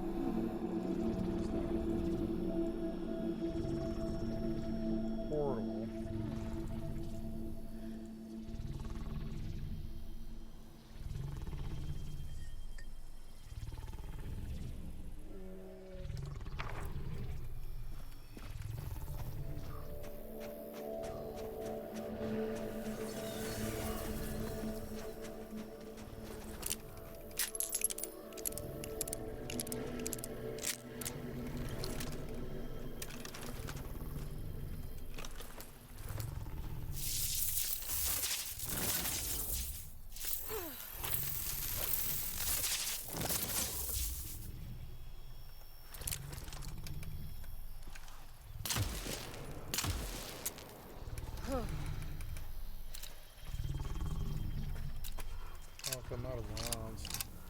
Let's put them on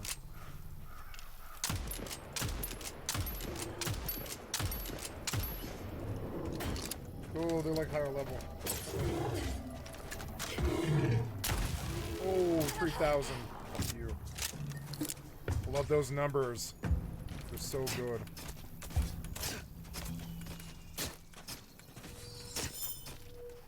Why can't they get good numbers in games? This is like the first time I've ever seen it besides WoW.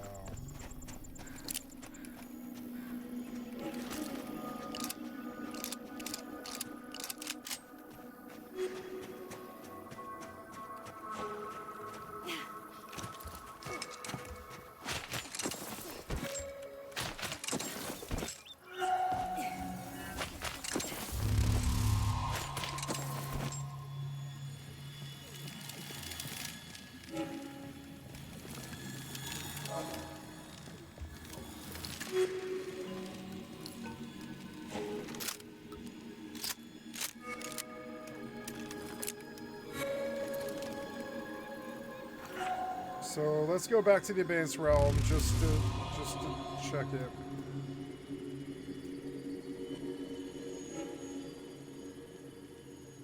Single respite at a time if you look at anything wrong.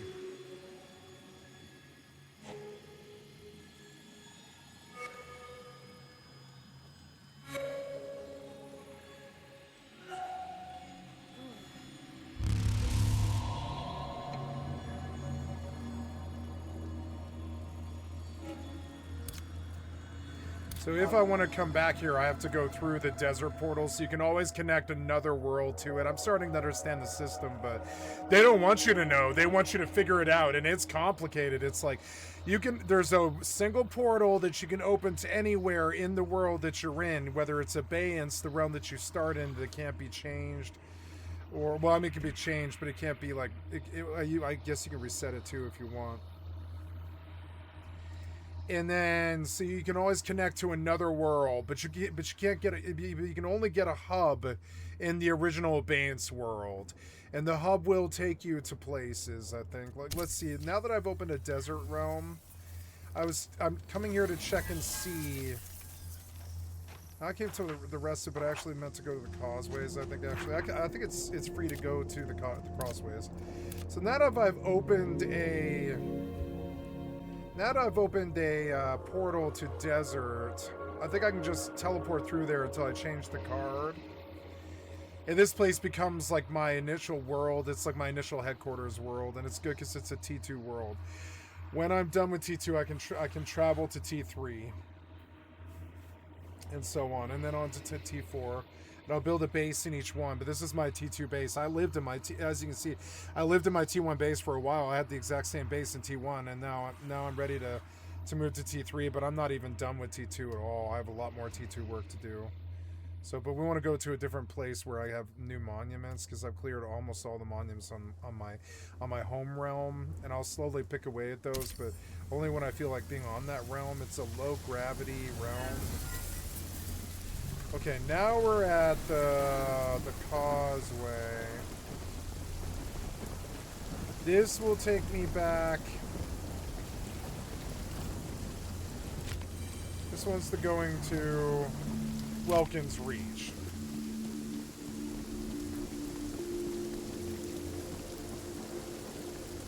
I can always change the effects of this realm with minor cards and stuff, because the causeways are, the causeway is only in this realm, but it's like an ultimate connector realm to store. Like, this is how you connect to story realms. I could probably do a video about this and get some hits and stuff, but this is how you connect to story realms, and I've only got two. I've got the original Sylvan realm, which is called the Abeyance realm. And that's this one.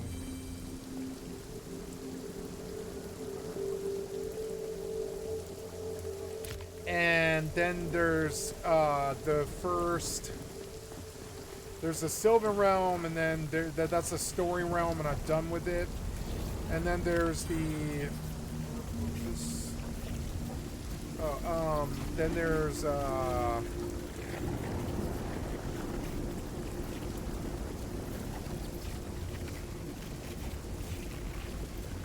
And then there's Welkin's Reach, which is a Welkin's Reach is which is a desert realm. Welkin's Reach is a desert realm? I thought it was. I didn't think it was.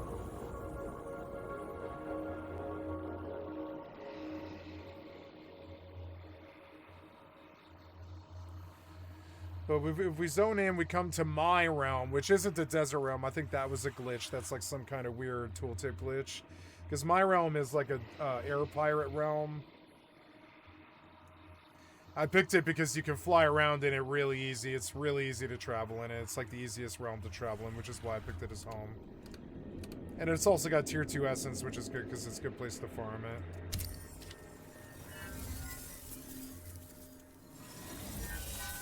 Okay, now we're on my realm. Oh, wait, quick travel to Welkin's Reach, Desert Realm. Oh, wait, no, I guess not. Maybe I changed... See, I don't truly understand it. No, this is a desert realm.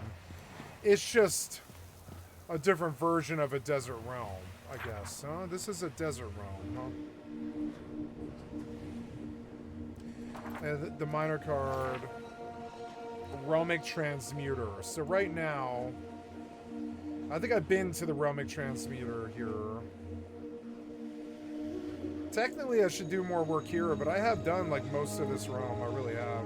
There's a few things I've missed, and I have to do some other stuff, but... Bunker entrance... Portal... There's a portal...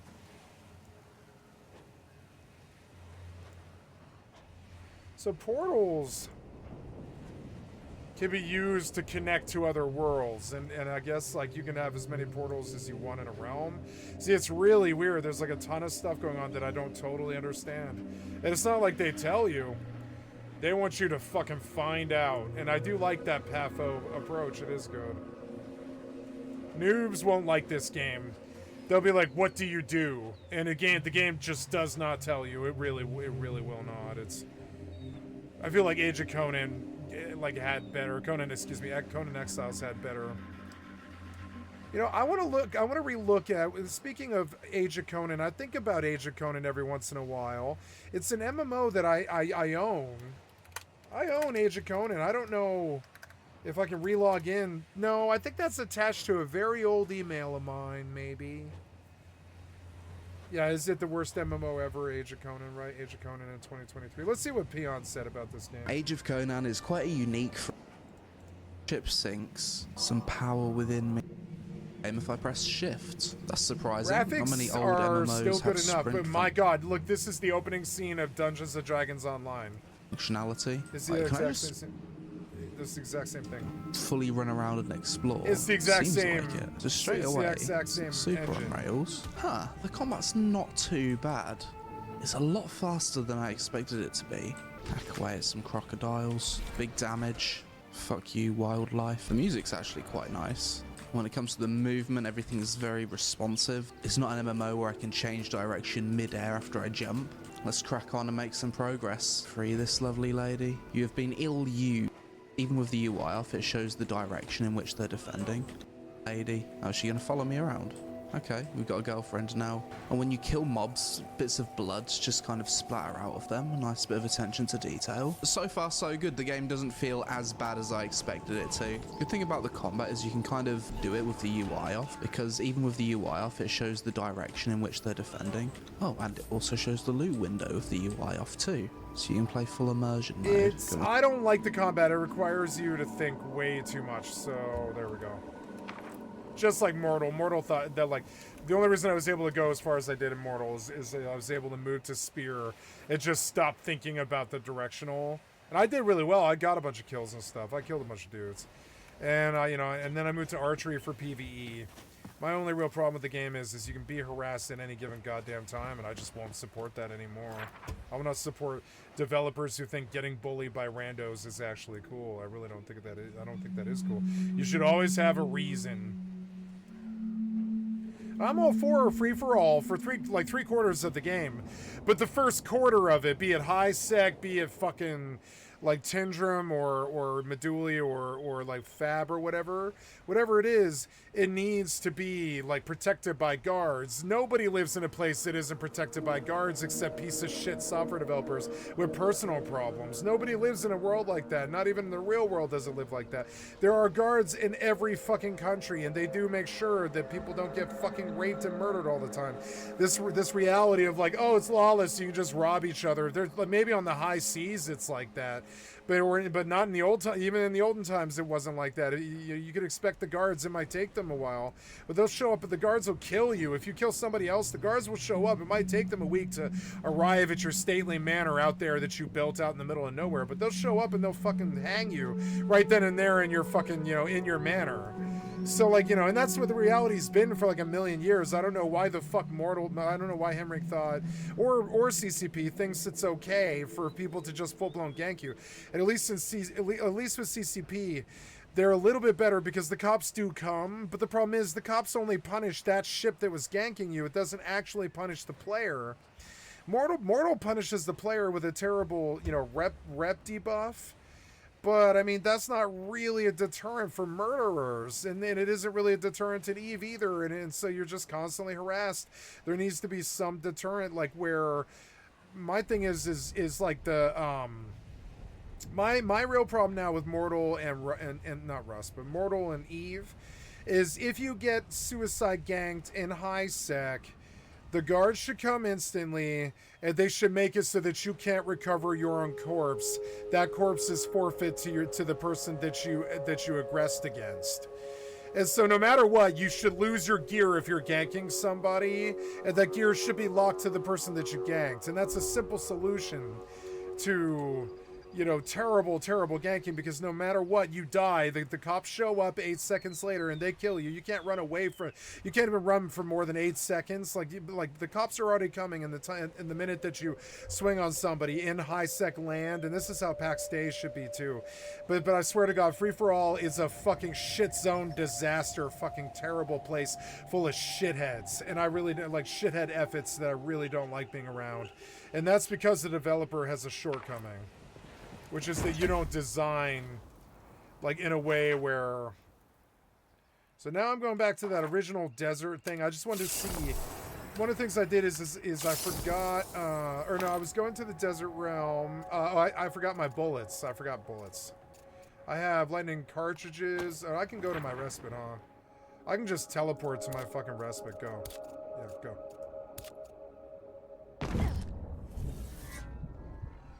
Oh, hopefully she reses me. Cool. I have a broken leg. Can I heal it? Let's see. I should have things that heal my injury, but it doesn't seem to be there. I'll go look for them.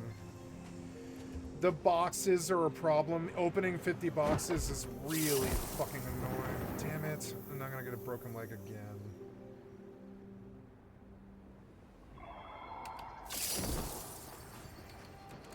I can't jump because my leg is broken. I can't move because my leg is broken. I need those things that alleviate injuries.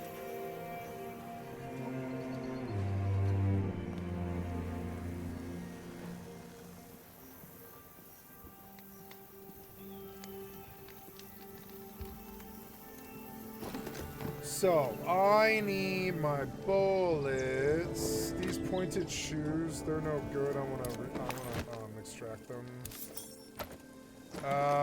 My bullets. They're here somewhere. That's spyglass. They want you to specialize more, but I don't know. I like having three guns. This is my specialty. I did my specialty. It's everything. Poisonous revolver cartridges. Lightning revolver cartridges.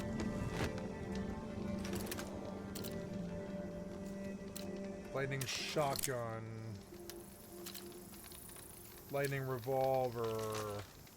But I'm out of lightning rifle cartridges, I think. I've like used them all up. No, they're there. Okay, so good. Now reload to lightning. Good, we're ready to go. Now I had something that repairs broken legs and stuff, which is yeah, that injury salve, right? Salve, excuse me. Oh yeah, what am I full of though? I'm full of something. 218 pounds. This is 38 pounds of stam potions, and I kind of wanna put them away and cut them in half. No. Oh, no. No.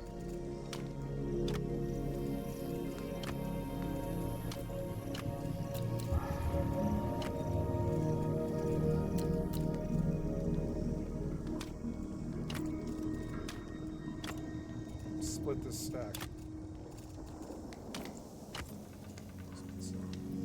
Shift click. Okay. I still don't need that much. Second yen. There, I don't need that many foods. Split the stack again. Split the stack again. No, that wasn't it. Split the stack again. Oh, no, I'm full, huh?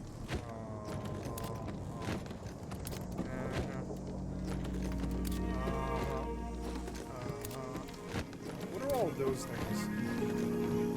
Oh, infusions. So, damn, I'm still so poor. I need you to action bombardier the thundering heart of a firearm, liver bolt, boiling lock.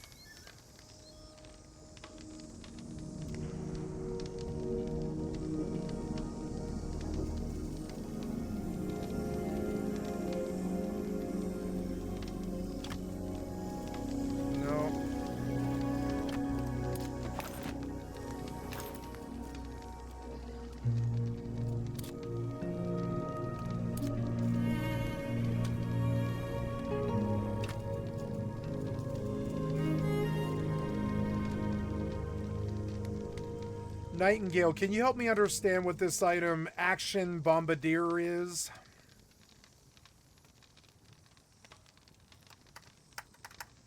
Nightingale, can you help me understand what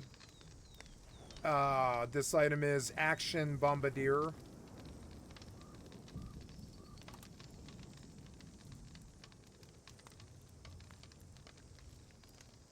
Turns your tool into a grenade launcher.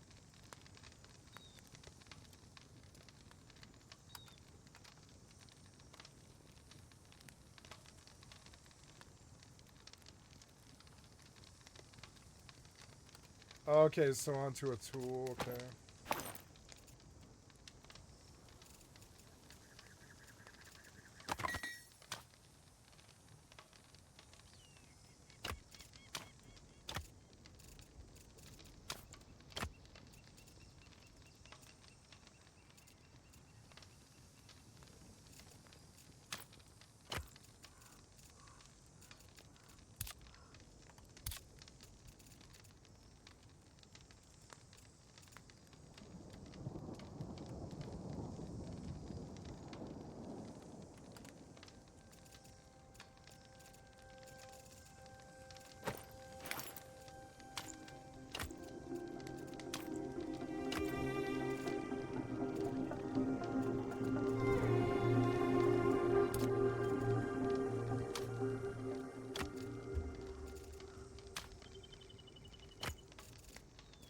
I don't know what this is.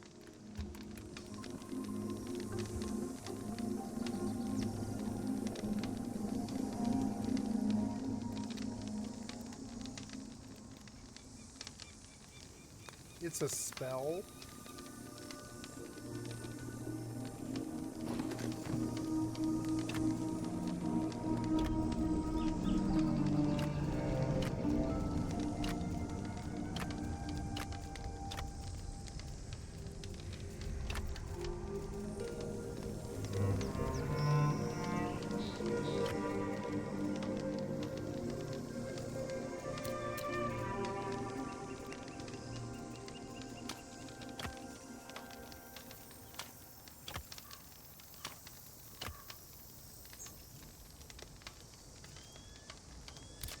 Fish fingers.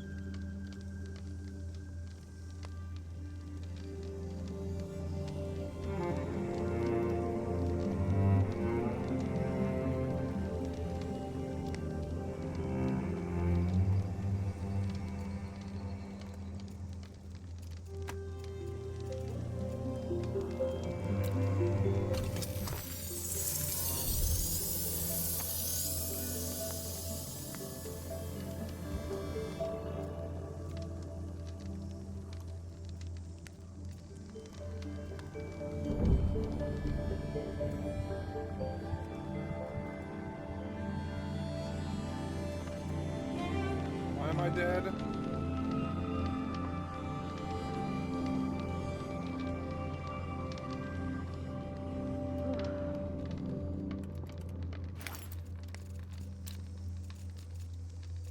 Oh, I need moderate health potions too, yeah.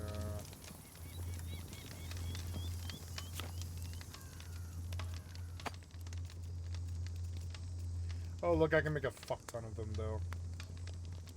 Give me, like, 222 of them so I can just pound them. Fuck it.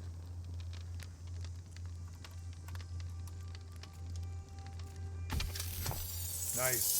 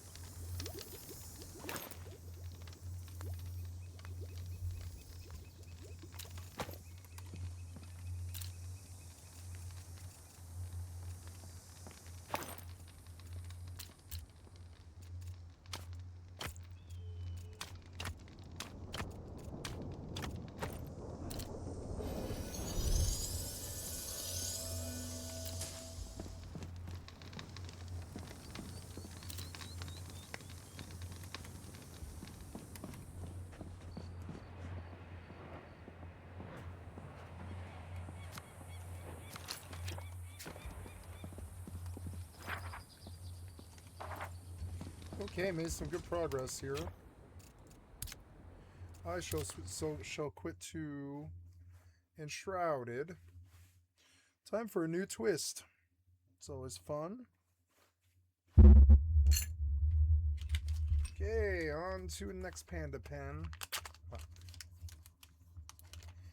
Project Castaway. Oh, right, I was going to take a look at that game, yeah. Project Castaway. Oh, we didn't make it very far into the video. I'll watch that while I eat. It is Wednesday. Yeah, it's Wednesday. So, I am trying to take a look at Project Castaway.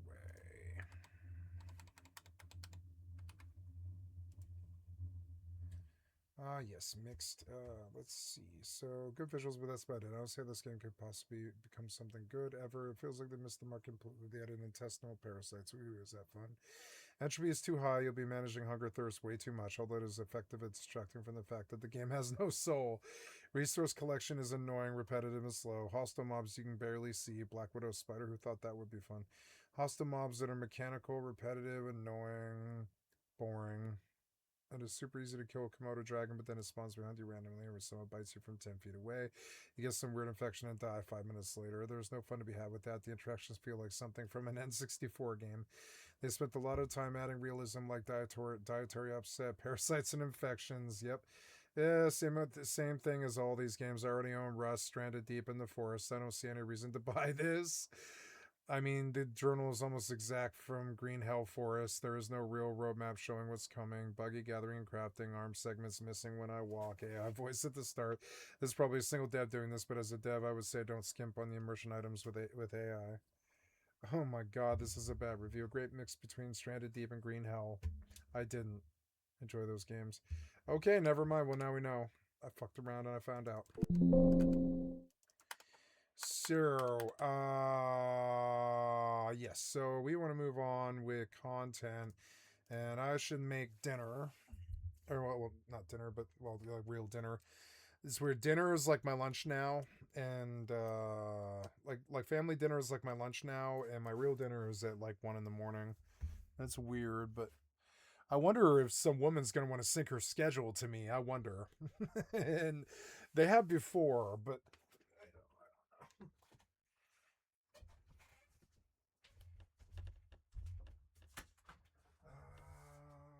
Okay, tonight I think stuff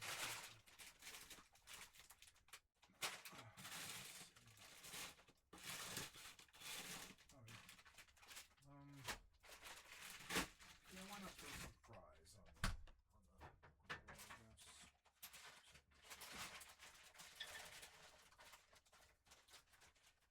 some waffle fries. I don't know, I feel like that's enough waffle fries. So another serving of the something else.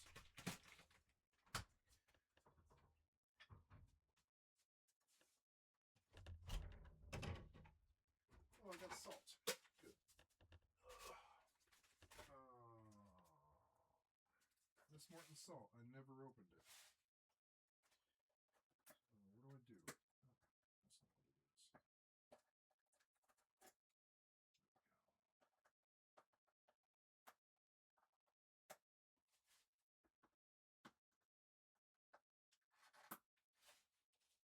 Okay. Now that I have salt. Oh, I guess I have.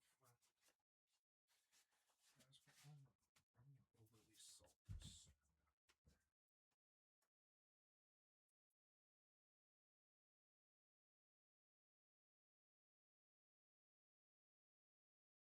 That should be enough.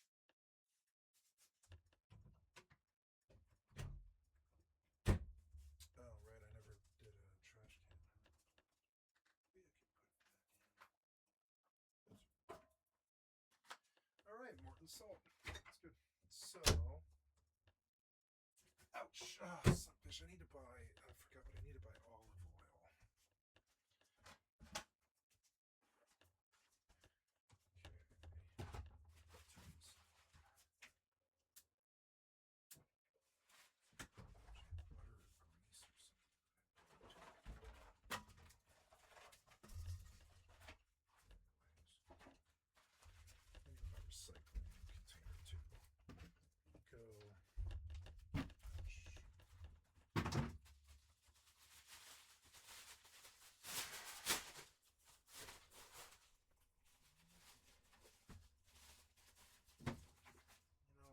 will charge my headphones while I do this. Yeah.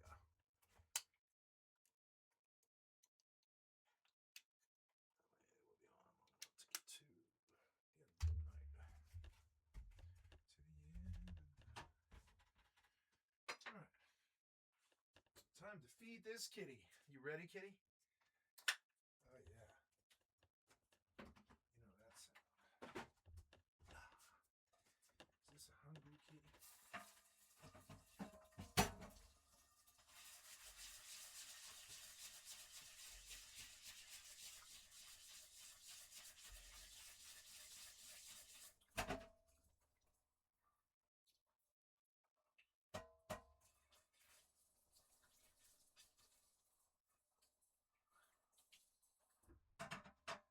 Okay, you ready, kitty?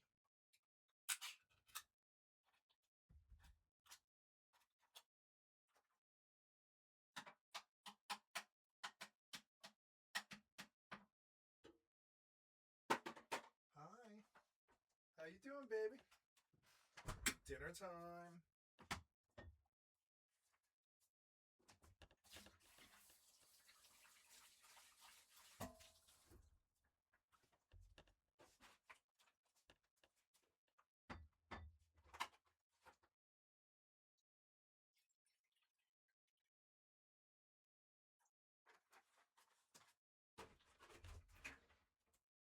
There we are. Enjoy.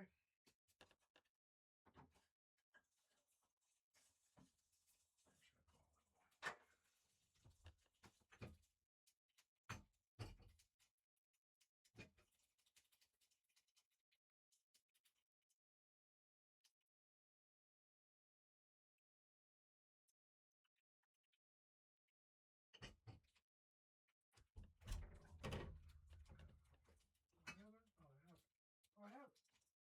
Well, here.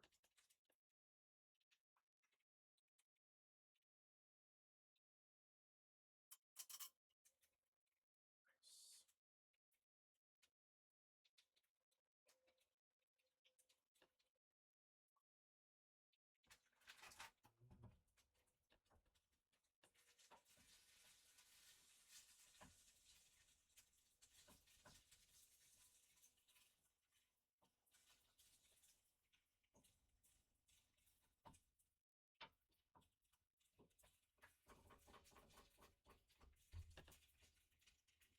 Relax, kitty. It's not too bad.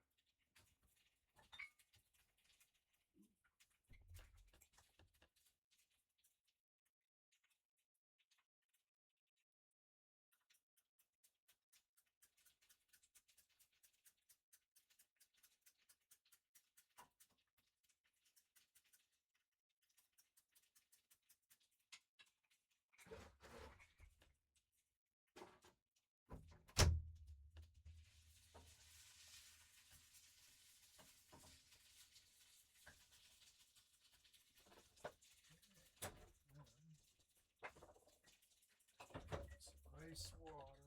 Ice water. Water.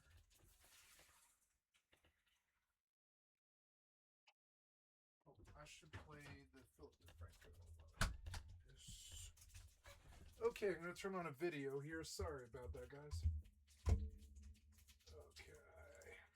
Want to join his new pet project, you had Trump saying, well, nobody wants him because he's going to be out of office very soon. So, that's all right. What I'll do is if they feel like Costco, I'll put a 200% tariff on his wines and champagnes, and he'll join. And then, like that friend you can't trust, just a Hi, few hours kitty. later, he got on Truth Social and posted screenshots of an apparently private text message from the French president with Macron's text reading. My friend, we are totally in line on Syria. We can do great things on Iran. I do not understand what you are doing on Greenland. Right, and Trump, he just kept going, also posting screenshots of a message from the Secretary General of NATO that reads, Mr. President, dear Donald, what you accomplished in Syria today is incredible. I will use my media engagements in Davos to highlight your work there in Gaza and in Ukraine. I am committed to finding a way forward on Greenland. Can't wait to see. So yeah, just one part of that is I guess world leaders now have to expect that Trump might just leak their DMs on his own personal social media platform. Even if they've been trying to be relatively cordial with him in private, they have become increasingly frank about what's happening in public. So for For example, you have European leaders speaking at the World Economic Forum in Davos this week, and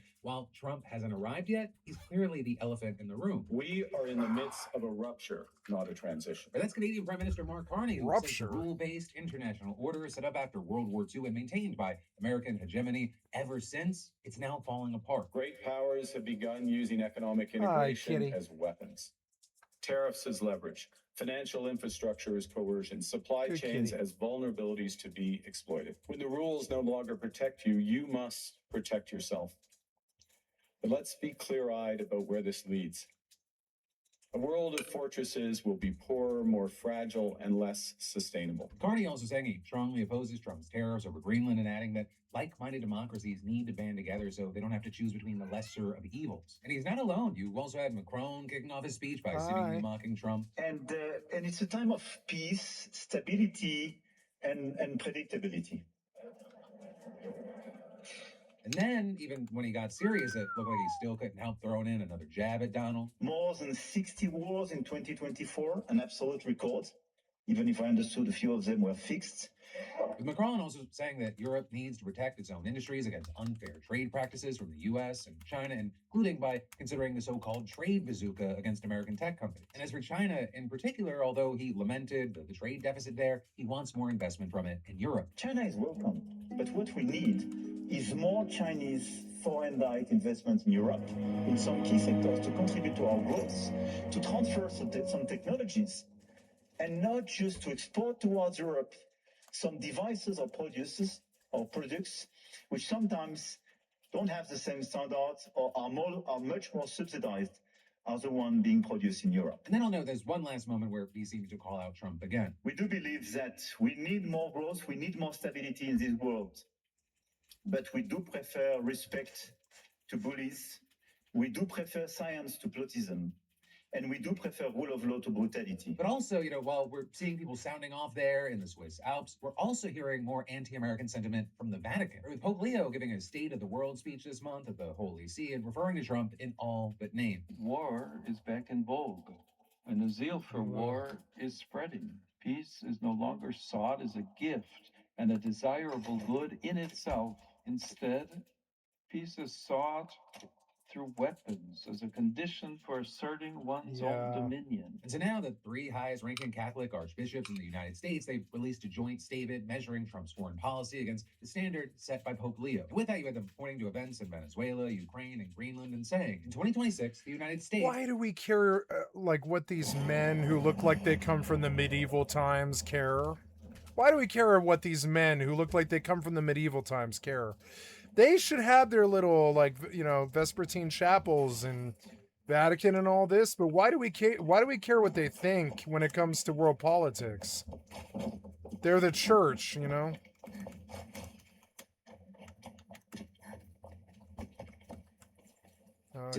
got to stir my dinner. Sorry.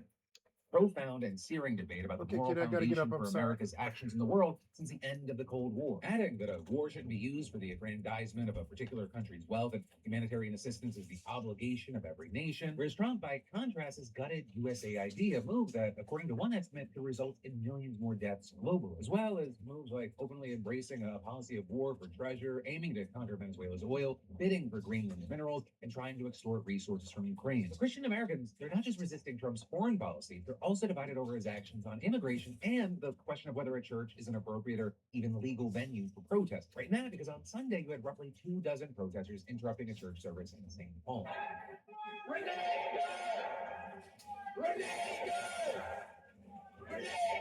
And you had them going to this church because they found out that one of the pastors is also the acting director of the city's ICE field office for enforcement and removal operations. And with them actually being named in a lawsuit accusing ICE and its employees of having, quote, acted to suppress this dissent by abducting United States citizens and holding them incommunicado for hours like the mass secret police in pre-World War II Germany or Pinochet's Chile. And then with that saying, they have pepper sprayed, violently subdued, and aimed assault rifles at protesters and observers, and even followed observers home to scare them in a tactic lifted straight from the mafia. Now, with all that, it's not clear whether this pastor was present during the protest on Sunday, but you did have journalist Don Lemon there covering the event and speaking to people on both sides, which actually included the pastor who was apparently leading the service at the time. And he said, I mean, this is unacceptable. It's shameful.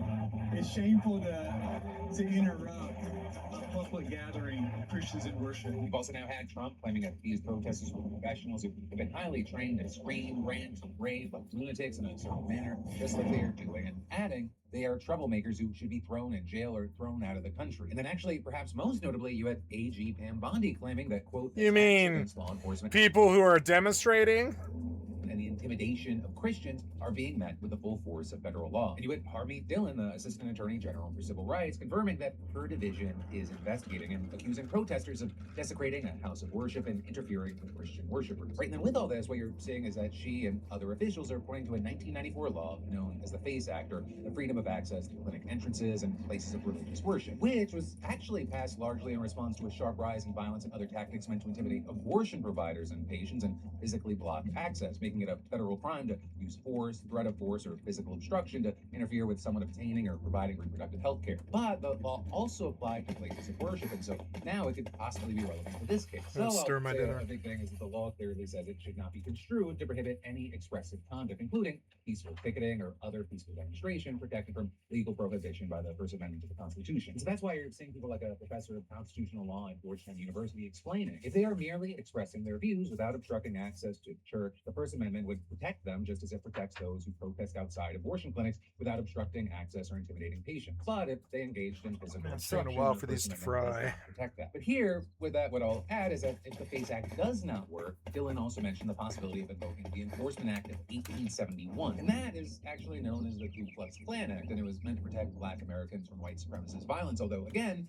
it is far from clear whether that legal argument is actually going to hold up in court. Though if you only based it off of the way that Dillon has presented it, it's an open and shut case, even while her investigation is supposedly ongoing. She even suggested that Don Lemon might be prosecuted as well, despite being there to cover the event as a Don journalist, saying in an Lemon? interview with far-right influencer Benny Johnson. Don Lemon himself has come out and said he knew exactly what was going to happen inside that facility. He went into the facility and then he began, quote unquote, committing journalism.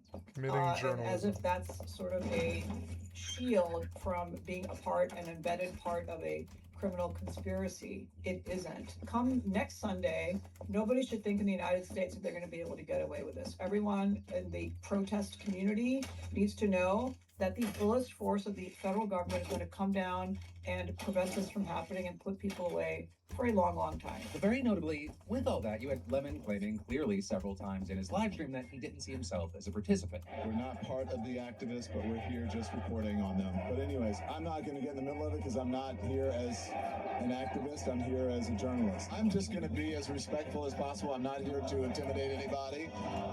Just here to chronicle and to get some answers and let people know. And now you've got Lemon saying in an email to NBC News that it's notable that I've been cast as the Hi, face Kitty. of I the don't really protest I want was you on me covering right as a now. Get journalist, off me. especially since I wasn't the only reporter there. And adding, the framing is telling, but what's even more telling is the barrage of violent threats along with homophobic and racist slurs directed at me online by MAGA supporters and amplified by parts of the right-wing press. Actually, among those responses, you had rapper Nicki Minaj. You had her launching a homophobic attack against him, saying, "I want that thug in jail, lock him up." So to that, you had Lemon laughing back, saying she should get a life, stop being a pick-me, and then saying you have one family member who is a sex offender, the other family member is reportedly a pedophile. You have the nerve to talk about me? Because if you didn't know, Minaj's husband is actually a registered sex offender, and her brother What? actually got sentenced back in 2020 for raping an 11-year-old girl. But, you know, with this whole situation, well, you had the Trump administration framing this protest as What does that have to do with Christians. her, At least though? some of the protesters, they identified themselves as Christians themselves, right? And that includes one of the organizers, a civil rights lawyer, who also says that she's an ordained reverend, right? So with that, she claimed that she wanted to make members of the church aware that one of their pastors was involved in Trump's immigration crackdown, saying to have someone in the role of a pastor also being in that role as an overseer is unconscionable. And then adding that Jesus Stir called my out dinner. religious leaders for the hypocrisy and argued that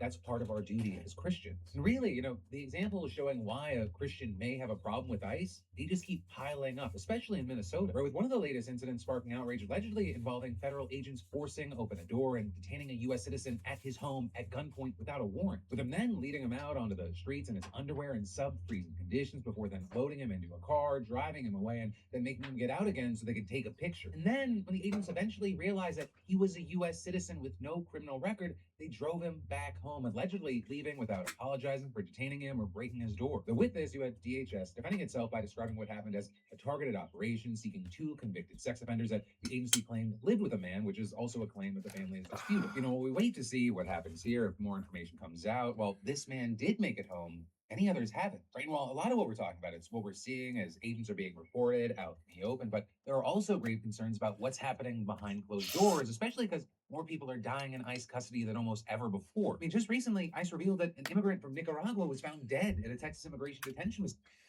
He's hiding like Hitler. He's hiding like Hitler, the people that he's killing. And I wonder if he really is like already a Hitler. I wonder if he's gassing people.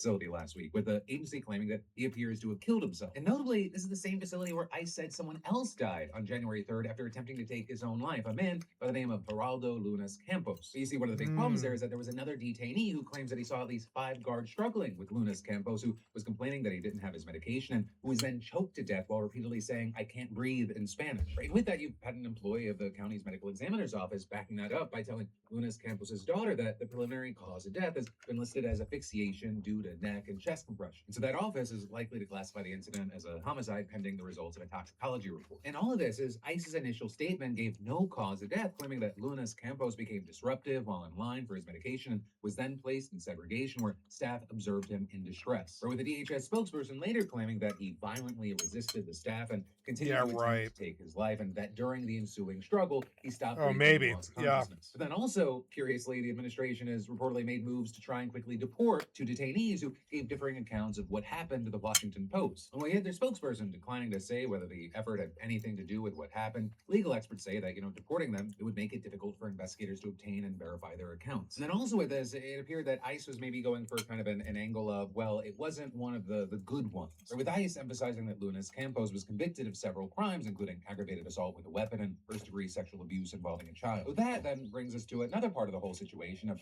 who they're putting in detention centers and who they're getting rid of. Because while in the past you had Trump repeatedly saying we have to go after the violent criminals, available data actually suggests that most immigrants in ICE detention, they have no criminal record. All the while, they then may face the substandard conditions and physical and sexual abuse that has been reported at facilities all across the country, but also, especially in this one in Texas. Well, even ICE's own inspectors have cited dozens of violations. Right? And with that, deaths nationwide have occurred with shocking frequency. At least 30 detainees died in 2025, the highest annual total in more than 20 years, back to the first full year of ICE's existence. And now this year, on top of the 2 who have died at this place in Texas, there have been at least 3 other deaths, putting the country on track to absolutely shatter the record. And then there's more we're going to dive into in just a minute, but first let me say, there's that moment in adulthood where you realize, yeah, I actually have to schedule my own doctor now. Nobody's going to do it for me. Especially as you get older, right? Every weird ache starts feeling like a personality trait instead of a coincidence. And that's why today's sponsor, ZocDoc, is genuinely clutch. Right? ZocDoc is a free app and website that helps you find and book high-quality in-network doctors so you can find someone you love. Primary care, dentists, dermatologists, eye doctors, therapists, over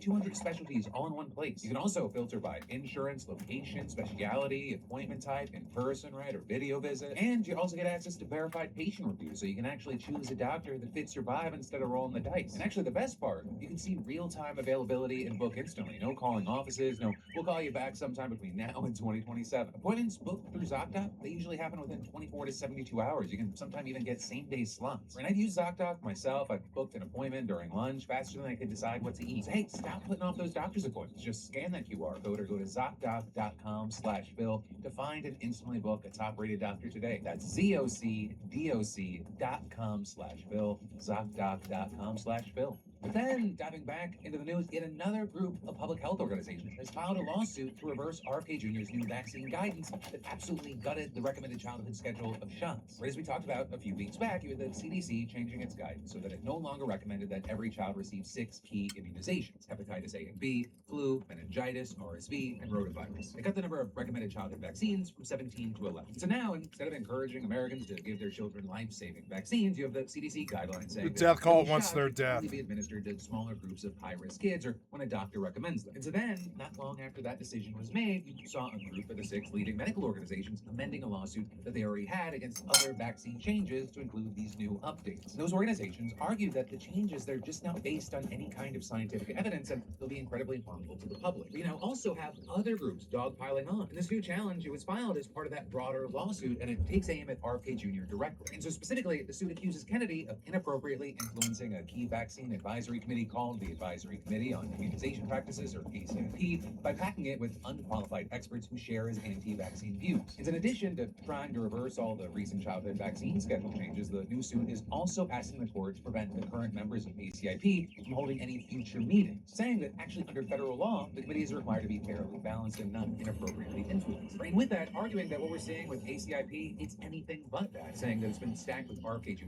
loyalists whose views go against scientific consensus. And so with that, you have the suit citing past statements by recently appointed members questioning the validity of vaccines, and the complaint also alleging, based on unspecified information and belief, that only Republicans and independents were considered as members of the committee. And then going on to note that more than half of the committee members have public views that align with RFK Jr. Meanwhile, I also got to say, as all this is going down, you have experts saying that U.S. is also now at risk of losing its measles elimination status in the coming months. But according to reports, today marks 1 year to the day that the strain of measles that caused a massive outbreak in West Texas was first detected. In these 12 months that followed, the United States has witnessed its worst year for measles in decades. By the end of 2025, more than 2,200 cases had been confirmed. That's the highest number reported in the United States in 33 years. And those outbreaks, they also brought the first measles deaths in over a decade, taking the lives of 2 unvaccinated children in Texas and 1 unvaccinated adult in New Mexico. And now, a year later, the virus is continuing to circulate, with outbreaks currently ongoing in Utah and South Carolina. And those new outbreaks, they have the potential to end America's measles elimination status, a designation that's given by a panel of international experts at the UN to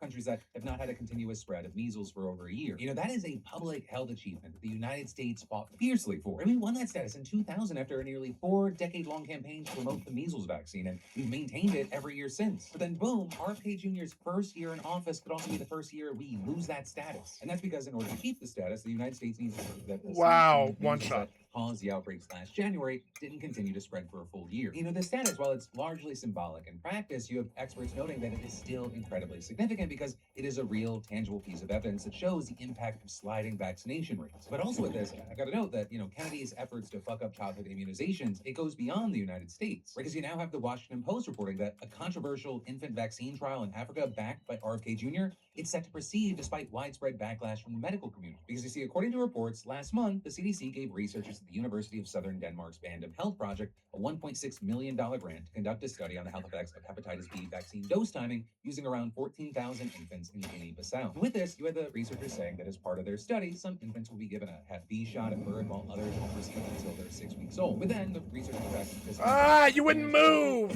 Mortality, morbidity, and long-term developmental outcomes. Now, a big thing, Hep B is relatively common. If I'm a mage, I'm moving. I'm not standing there. The first immunization at 6 Piece weeks, of shit developer. Transition to giving a birth dose. And despite what the United States might now officially recommend, a birth dose is the standard recommended by the World Health Organization, largely because it's widely effective at preventing early transmission. So as a result, you have many critics arguing that it's just unethical to randomize which children will get the recommended treatment and which will get the inferior treatment, even if the country's norms haven't officially shifted yet. Also, others say that the trial, which wasn't approved by ethics boards in either the United States or Denmark, could risk exploiting a vulnerable group of people who have limited access to the Hep B shot because of the country's poor vaccine infrastructure. And then beyond that, you also have some arguing that there's really not a need for this study. The Bandem Health Project claims that the trial is filling a gap about the overall health impacts of a Hep B vaccine birth dose. But as one infectious disease expert explained, that the benefits of a birth dose are already considered settled science. So the project would intentionally deny some babies a proven and recommended treatment to study a vaccine that's already been proven effective. But then also with this, there's just a lot of confusion, right?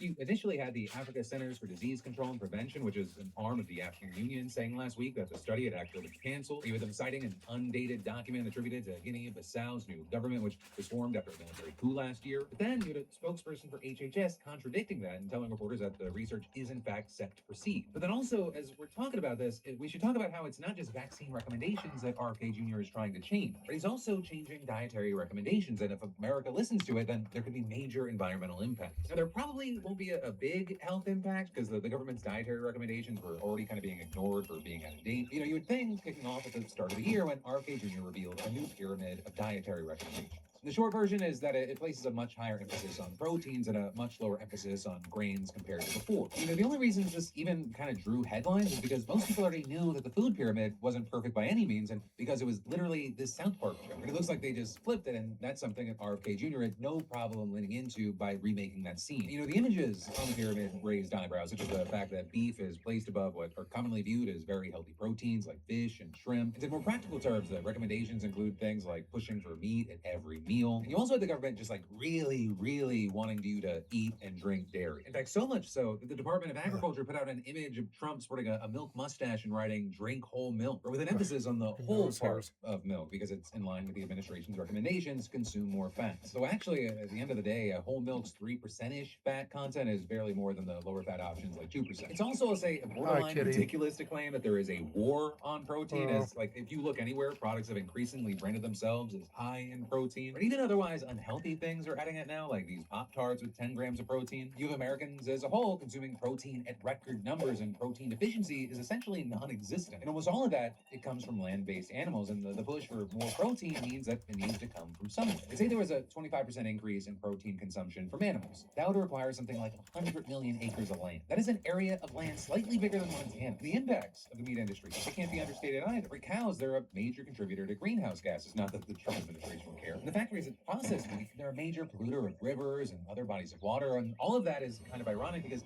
that's not me saying it, but rather RFK Jr. back in 2004. With him saying the factory meat industry has polluted thousands of miles of America's rivers, killed billions of fish, pushed tens of thousands of family farmers off their land, sickened and killed thousands of U.S. citizens, and treated millions of farm animals with unspeakable and unnecessary cruelty. Also, a lot of these changes, they don't appear to actually be coming from a concern about America's health, but instead worrying about American ranchers, with a spokesperson for the HHS saying the Trump administration will no longer weaponize federal food policy to destroy the livelihoods of hardworking American ranchers and protein producers under the radical dogma of the Green New Scam. And then there's even more we've got to dive into, but first let me say, Valentine's Day gifts, they're either stressful, overpriced, or they end up dying in a vase by Tuesday. And that is actually why today's sponsor, MeUndies, is honestly a cheat code for gifting. Instead of guessing jewelry sizes or panic buying chocolates, get matching underwear for couples that are fun and genuinely wearable. I mean, I did. Same print, different cuts, boxer briefs, trunks, briefs, bikinis, thongs, cheeky styles. You can both match without looking identical. And their signature ultra-modal fabric, it's ridiculously soft, it's breathable, and it's comfortable enough that you forget you're even wearing it, right? And this isn't slap hearts on a pair and call it romantic type of thing, right? MeUndies are intentional and they're actually stylish. And their Valentine's collection is made specifically for couples, which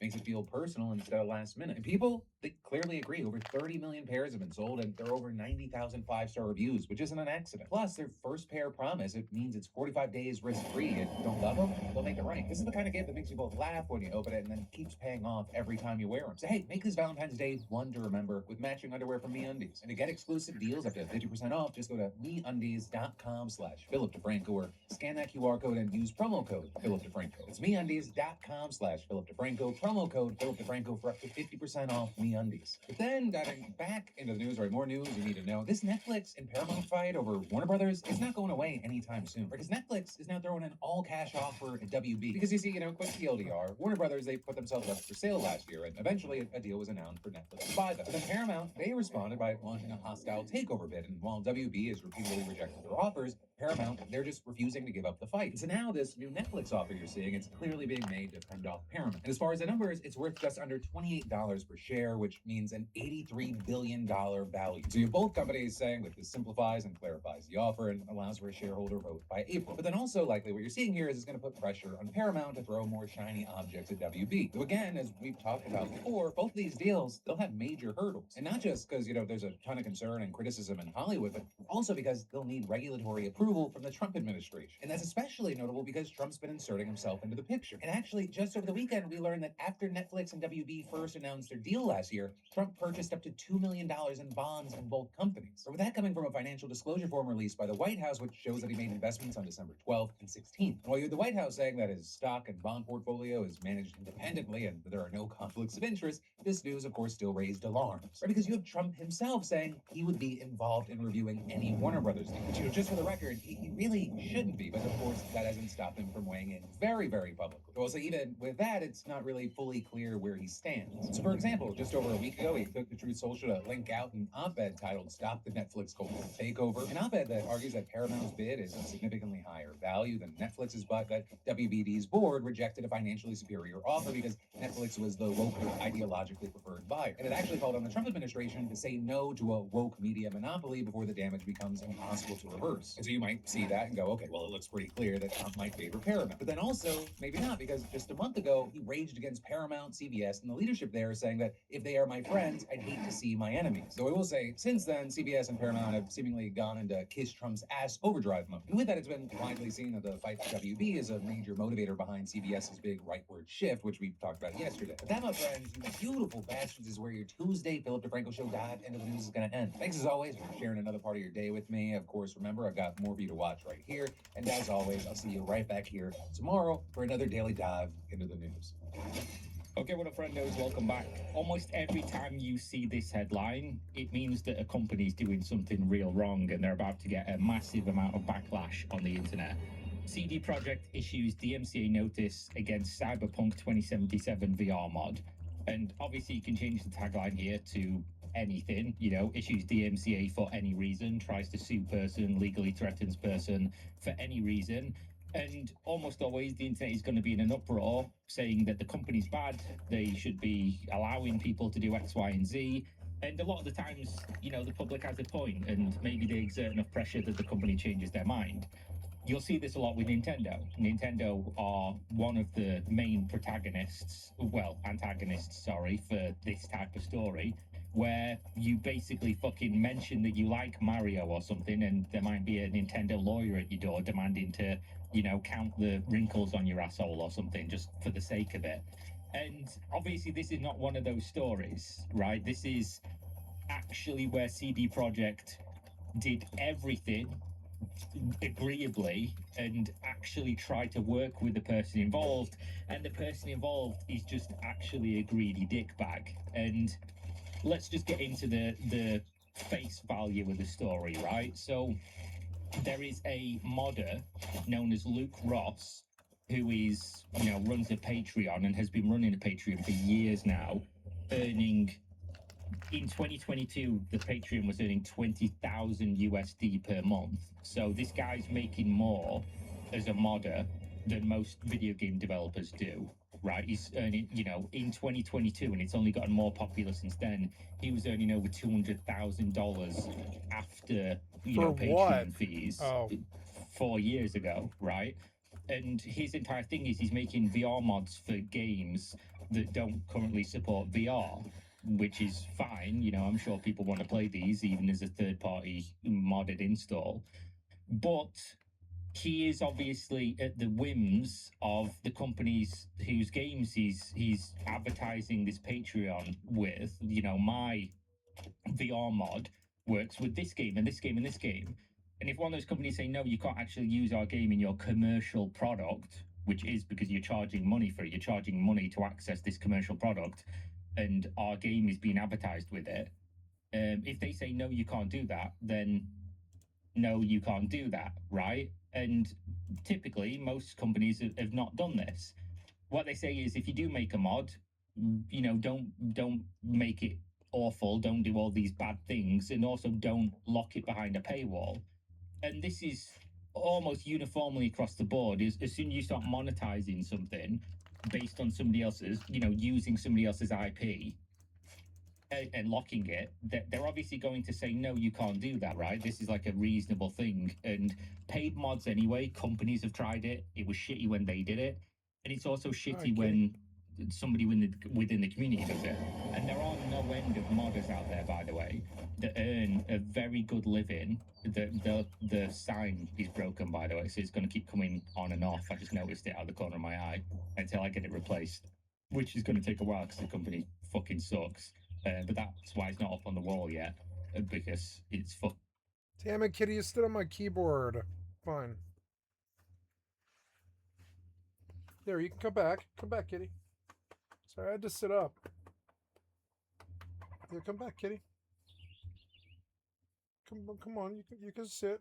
I'm sorry. I just had I just sit up. Yeah, come back. You're a good kitty. You can sit on my lap. Sorry. Sorry, kitty. I just had to sit up. You know.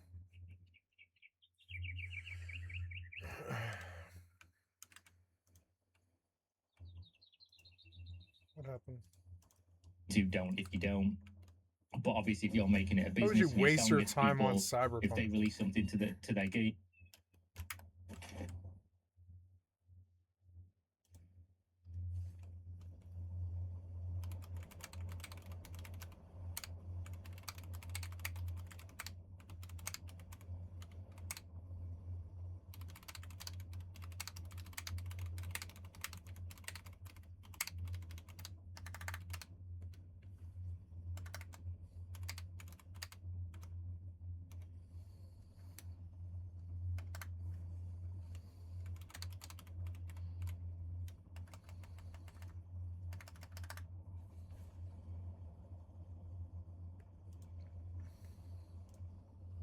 Not considering you, somebody running a third-party paid service. Why would they consider you? You're not, you're not them. You're not a partner to them. Especially when they never even knew or cared during all this time that the VR conversion was there. Completely contradictory to what he's about to say in a Twitter post, by the way. And they only are now knee-jerk reacting because somebody reported to them that it existed and it was not free. Again, completely contradictory. What really irks me is the duplicity with which the corporal mind thinks and reacts. And then he just has this whole section where he just makes up some weird fucking straw man. Are you considering an official VR port of your game? Ha ha ha, you must be delusional. Why would we spend our precious money building something only because gamers yearn for it when there's no clear return on investment? Like, this is something that didn't happen. Are you allowing developers to be at least supported financially while they do the work you refuse to do? Absolutely not. We're okay with it as long as their time and expertise are free, but it's downright shameful for them to ask for money. Now, I'm not going to continue reading all this because it is absolute fucking nonsense, right? So let's read what actually happened from both his and the VP of Business's own words. He posted, Jan Rosner, this is the guy, right? This is the CD Projekt Red VP contact, VP Biz Development CD Projekt. He posted and said, I'd like to briefly address the discussion around the Cyberpunk VR mod created by Luke Ross. We have indeed issued a DMCA strike as it was available as a paid mod, only accessible to Patreon subscribers. This directly violates our fan content guidelines. We never allow monetization of our IP without our direct permission and or an agreement in place. Yeah, and they made the stand, and I don't blame them. Last week and informed him that he needs to make it free for everyone with optional donations or remove it. We are big fans of mods to our games. True, by the way. I mean, there's mods out there. There's been mods out there for these games from this developer for years. Some of the work out there has been nothing short of amazing, including his mod for Cyberpunk. We'd be happy to see it return as a free release. However, making a profit from our IP in any form requires our permission. This is, I'm going to be the first one always to call out when a company is doing something bad. It's almost exclusively what my channel is built on. Oh, damn it. Other than laughing at fucking morons and crypto bros. Dirty developers, looking at what developers do wrong, looking at consumer practices, looking at when businesses are doing things that are shitty monetization, DMCAing people, things like that. This is my entire thing. So I'd be the first person to say they're bad here, they're doing the wrong thing. But even if you disagree with the fact that they don't allow people to monetize mods that use their IP, which is, I think is perfectly reasonable, what you absolutely can't disagree on is that they didn't warn you up front to not do this, and then you just ignored it anyway, because this guy was completely just spitting in the face of an agreement that has been around since before he started working on the mod. And I'll show you evidence of that, but let's read his reply first. He said, thank you, Jan. I'm sorry, but I don't believe you're within your rights in demanding that my software needs to be free. Well, if you think he isn't, use some of that $20,000 plus and make your own game per month Patreon money and fight the DMCA. File a counter notice and then wait for them to sue you and then win in court. And if it isn't derivative work, you'll prove your point. You'll win a big landmark case for all modders everywhere, and you'll be standing behind what you believe in. Or, better yet, release it for free and then you... Right on Twitter. You can continue working on the mod that you've said repeatedly, oh, they only care about money, they don't care about what the gamers want. He framed this as if they said, just take it down, you cannot have this mod. But in reality, they said, oh, just let it be for free, and then you can also have your Patreon where you accept donations for it, but don't lock it behind a paywall. They've said you can earn money from it as donations. They've said you can continue working on it, you can continue releasing it, you can let the gamers that you say you're fighting for, that you want to give this thing, that you only care about giving the gamers what they want and not the money. But then when you can't force people to pay money for it, you're going to instead deprive them of it, doing the exact opposite of what you said and exactly what you're fucking claiming that they're saying, which is, it's crazy, because if they wouldn't have said this publicly, he could have just wrote the entire narrative himself and everybody would have believed CD Projekt Red bad. CD Projekt bad. They just came after this modder and took his stuff down, and it was completely unreasonable.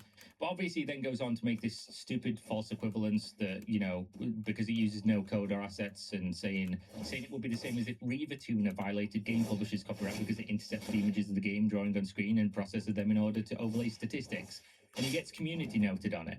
And obviously, there's a bunch of people posting, you're wrong. You know, you're in the wrong. You should stop doing this. It makes you look bad. And he goes on to say, that said, I'm all for finding a win-win solution that makes it possible for your fans to keep enjoying Night City from the inside in VR, but at the same time without causing harm to our respective interests. His interests being money, their interests being their policy of don't monetize mods, don't lock mods behind paywalls. I said that in 2022, which again completely contradicts what he said earlier in the post, trying to frame it as if they only just became aware and decided to immediately copyright strike him, which didn't happen from his own words. He made a proposal making the mod official. They obviously said no. Making it sanctioned by a company, they obviously said no. And then he also made the same offer last week when we spoke, almost 4 years later. I think the current state of affairs is not the best way to resolve this misunderstanding. There's no misunderstanding. Let's make this very clear. The understanding, we will allow you to earn money from our thing through donations, and you can continue to release it for free for everybody to use, and you can continue working on it, no problem at all. Your response, actually no, if I can't force people to pay money for it, nobody can have it. You are the villain in this little story. You are exactly what you're claiming the company is. You are doing exactly what you tried to frame them as doing. You are the bad person here, not CD Projekt.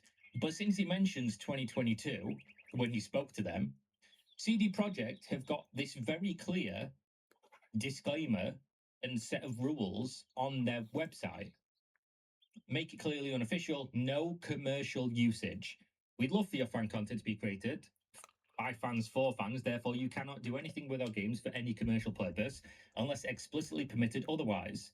We're happy for you to accept reasonable donations in connection with your fan content, but you are not allowed to make people pay for it or have it behind any sort of paywall, e.g. don't make content only available to paid subscribers. This is the agreement, right? And if you want to say, oh, maybe they just added that later, this is from January 27th, 2021. Like 2 months after CD Projekt released Cyberpunk 2077. And before this guy released any version of the mod, I think he released it in 2022. This is the same exact fucking post. It's there. So this guy saw the agreement, said, actually, no, that doesn't apply to me because I'm so important. So I'm going to monetize it for 3 fucking years, making tens of thousands of dollars per month, making overall hundreds of thousands of dollars from monetizing this mod, using this other person's game, this other person's intellectual property. And then when they finally get around to saying, actually, no, you can't do that, you've got to stop now, I'm going to throw a hissy fit and say, oh, the hundreds of thousands of dollars I earned wasn't enough. I need to make even more. So actually nobody can have this. Fuck the people who paid for the development of this for the last 3+ years, giving me $10 a month while I developed and continue to update it. Fuck all of you. It's gone now. Just because I don't have faith that people will support my work with donations and I have to paywall it. Because I'm clearly not the greedy one. People have claimed that this guy's Patreon has only gotten bigger since 2022, and even if we say he earned $25,000 a month from then to now, this guy's earned like $1 million from making this mod. But it's not enough. It's the greedy corpos, guys. The greedy corpos. What? I Like the parried! fucking Get hungry, out, hungry get out, hippos, get out. I guess. So this is just one of those interesting examples where if you just read this headline, which I think the headline is fucking awful, by the way. CD Projekt issues DMCA notice against Cyberpunk 2077 VR mod. Making a profit from our IP in any form always requires permission, says VP of Business Development, as the tagline, the subheader, whatever the fuck we call it. This is, I mean, it's not wrong. It is literally true. It's objectively, this statement here is true. But if you were just a headline reader, which many people in 2026 are, if they even read fucking news at all, and don't just get it third hand from somebody who can't even fucking read. That's the more common trend in my experience. Then you would read this and think, man, CD Projekt is a terrible, terrible company, and they're doing the Nintendo thing. Everyone's doing the Nintendo thing nowadays. No, they were the reasonable ones for once, and the unreasonable one is the modder. And it just goes to show you really do have to read these things, because apparently hidden somewhere in this article is the truth of the matter that this guy is the greedy shitbag that he claims that they are. At any point, he could walk this back. He could listen to people, listen to the fans, listen to CD Projekt, and say, actually, you know, this is now going to be free and everyone can use it. And if you want to support my work, I wouldn't at this point, fuck this guy, then you could donate to the Patreon and people would probably support it, because there is nothing else out there like this that's trying to encapsulate as many games as this is. You know, it's probably a good service, but obviously one that companies are going to take issue with because you're locking content that uses their IP behind a paywall. Either way, thanks for watching. Hopefully you enjoyed. Suggest some content if there's something you want to see me cover. And of course, check the links in the video description if you want to support my content. There is a Patreon there. You get nothing. You get absolutely nothing, but you do get the warm fuzzy feeling of supporting me, and I can guarantee you that at least the majority of that money will get treats for my cats. So, you know, you can support making Nemo, Oreo, and Oni very happy little critters. They're not in here at the moment, but they're around always. They fucking never stop. And of course, you can check out Game Subs. Use my link in the video description. You can get. Yo, Nick, I'm gonna bring some girls over. Fuentes, nah, I'm good. Yo, Nick, I'm gonna bring some girls over for you. Nah, I'm good. Nah, I'm good. I'm good. I'm good. Oh, that is good. Well, wow, that's who these people are. In a position to do something he's never done before. So there's that.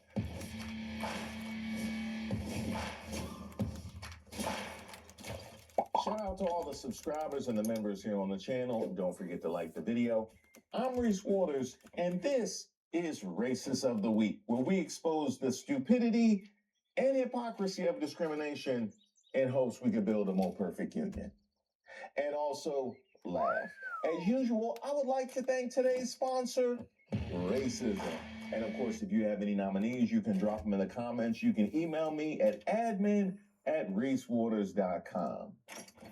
Today's nominee, Minneapolis City Hall will be burning Qurans, standing up against the Somali invasion of Minneapolis. The immediate. We already watched this video by a different creator.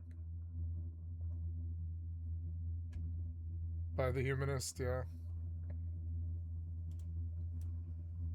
Have you ever had this experience where you're playing this video game, but something just feels off? You're not having fun anymore, and there's this feeling, there's this compelling feeling that keeps you playing this video game. It keeps you grinding. It keeps you collecting. And this is something that I have experienced a number of times after playing video games for a number of years, and I think that it's something that a lot of people can relate to. And I think that what's interesting is it has this broader and deeper connection to life. It has this really interesting life lesson that we can all learn from. And I think a really good example of this, and something that I have an experience with, is competitive PvP multiplayer video games, where you're playing this competitive video game and you're having a ton of fun with it. You're trying to learn all the maps, you're trying to get better at the game and learn all these tips and tricks. Maybe you're playing with a bunch of friends and you're having so much fun. But one day, things change and you start getting angry, you start getting frustrated. and this kind of negativity seeps into your life. Maybe some of your friends have quit playing the video game, the meta's changed, or the game has changed, and you're just not having fun. And one day you kind of realize, why am I playing this stupid video game? But what's interesting is that I think it goes beyond that, because there's so many different video games that I've played that I absolutely love. I've had such an amazing time playing these video games. I want to get all of the achievements. I want to do all the quests, collect all the items, experience everything this game has to offer. I've never felt a desire to play all of a game. Not even WoW. I'm sure there's places I've not been to in WoW. There is. I've not seen Alliance side, the War Within. Gonna go to bed soon here in like half an hour. Time to put my headphones back in.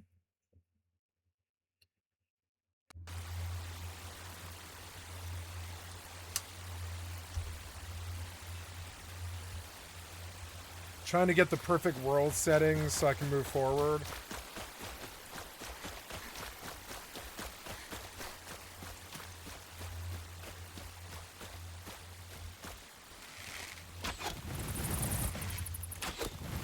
Oh yeah, the XP is fucking terrible too. I completely spaced that part of it. I should probably loot those bats. Where's their bodies? Did I even see them? I like their bow arrow system, it's good. But it also makes you lazy.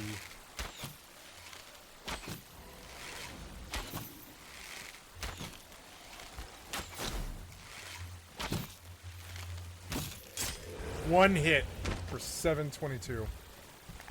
That's a bit high.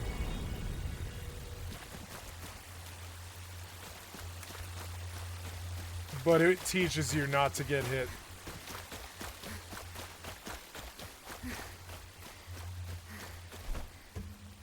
Maybe I shouldn't pop the food until I relog.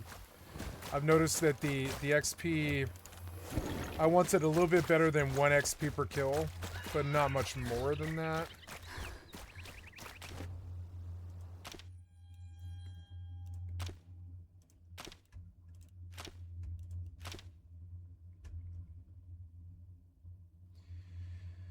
I mean, I like the boss the enemy damage that high. It makes you a lot more ready. And it definitely teaches you how to play better. The enemy health at 100% probably is okay. Yeah, that seems about right. Maybe a little less than what they want, like 50. Yeah.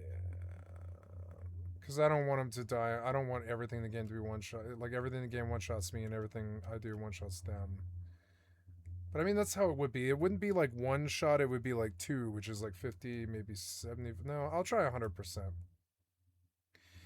Also, the combat XP is at a quarter. So this, yeah, if I'm getting 1 XP per kill, I would like 50%, which would be like 2. Yeah, like 50%. Yeah, like half the XP of what they normally do.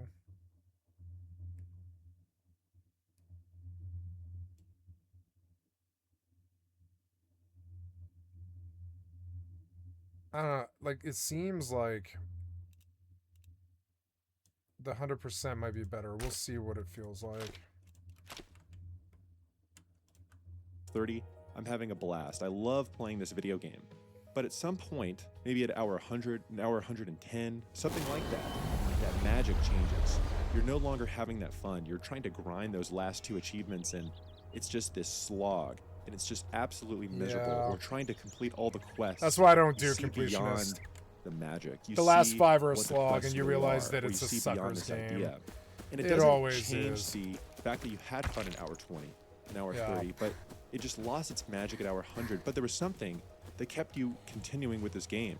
It's like you were almost done with that story, and you just aren't having fun anymore, but something compels you to just finish okay, that so there's story, no symbol. or to There's just only try to get that only last help bar. achievement, Okay. or those last couple of items.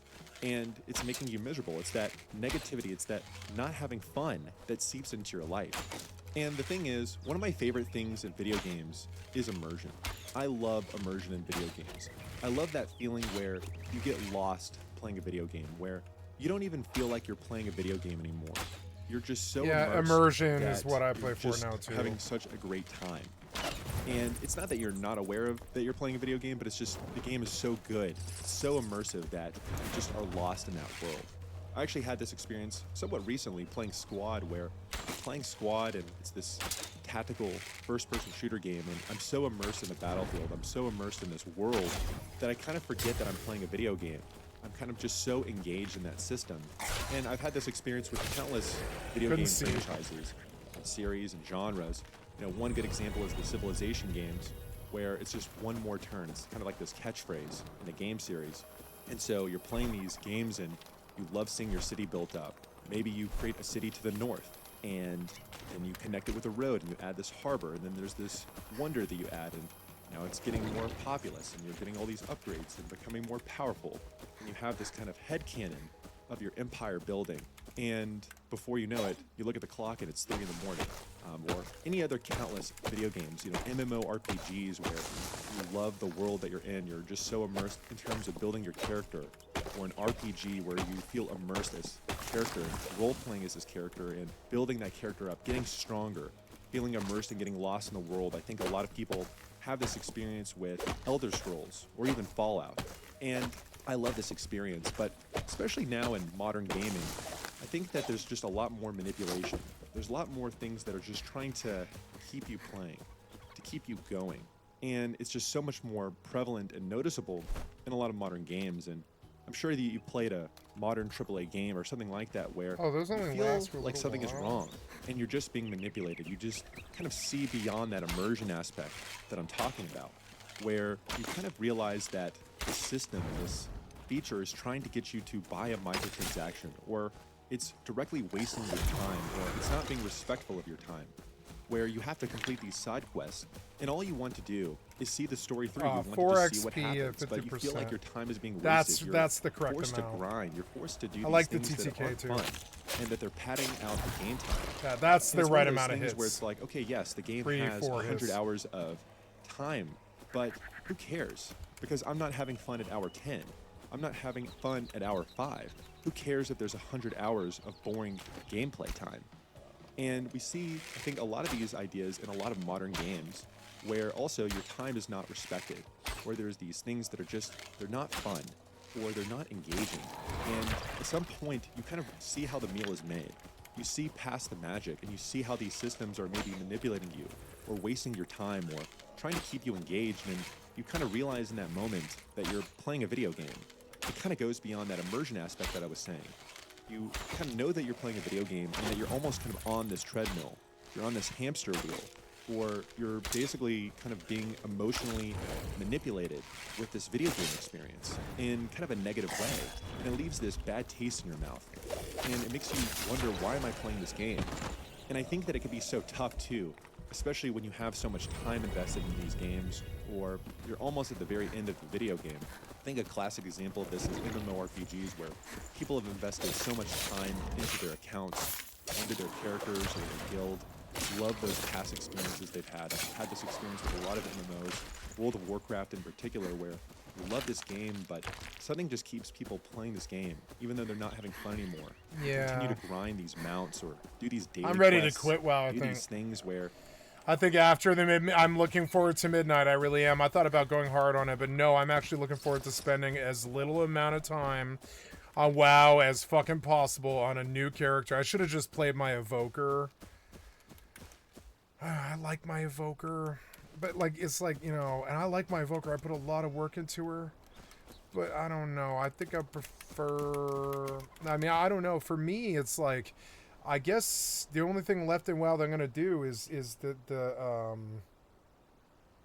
what's it called?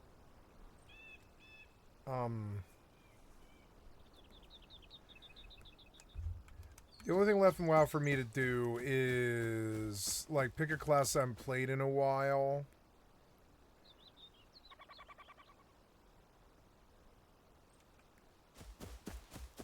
And just like finishing Midnight's storyline for one of the factions. And at that point, I'll bomb out. I think I would like to go back to hardcore. If I'm going to play any World of Warcraft, it'll probably be hardcore. I don't know. I'm drinking less. Maybe I would do better at hardcore now. I don't know. But I think I would like to move to hardcore. I have a hardcore character that I could play. 141.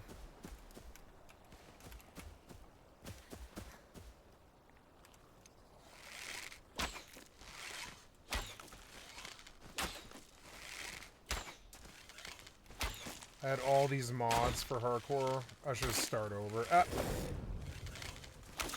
God damn it. You do so much damage. Get out of it. Motherfucker. You're so annoying.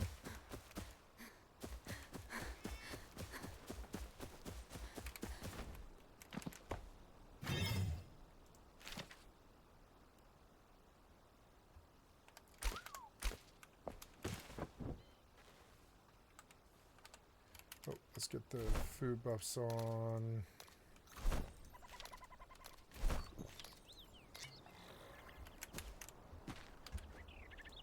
It's just holding on to something that was of the past, holding on to this old idea, hoping that things will change. And it's really hard to let go, or a competitive video game just isn't the same anymore. And things are just there where it just feels wrong. It just feels like you're on this kind of randomness to just keep you there. And I think the important takeaway from all this is that life is too short to play video games that are a chore. There's too many amazing video games out there that you can experience that. Yeah, that's like, to me, WoW's a chore now, and I don't know why I'm doing the expansion other than I wanted to support Blizzard. I've liked everything they've ever done. But they get so much of my money anyway. Like, they don't get a lot of my money, actually, but I buy everything they do. I am one of their best customers. I buy everything that they do. And so, and I have forever. And I've spent like $10,000 on Blizzard or something. And so, like, I feel like it's my job to just keep my WoW character going on the assumption that maybe they might make WoW good again. But no, I don't think they will.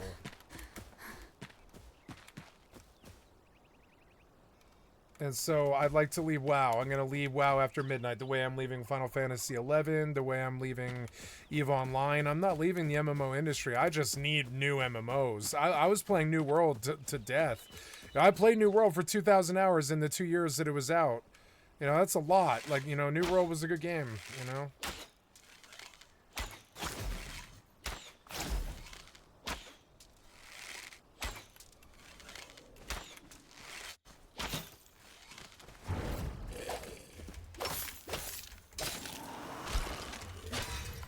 Out of it. Get out of it. Your stam runs out way too fucking fast. I don't like the stam regen. I don't like the stam at all. I don't like stamina.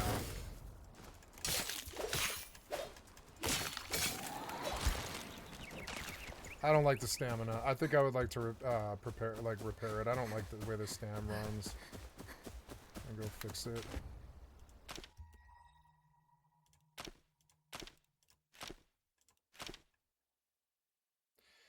The enemy damage is a little chunky. But I think it's good training. Boss damage, enemy health is good at 100%. It's good TTK still. Boss health, enemy stamina, and stamina. Pacify the enemies or it would be way, way worse. Very hard because they simultaneously attack and the frequency of their attacks is like pretty much as fast as they can come, like a human would. Enemy amount is many.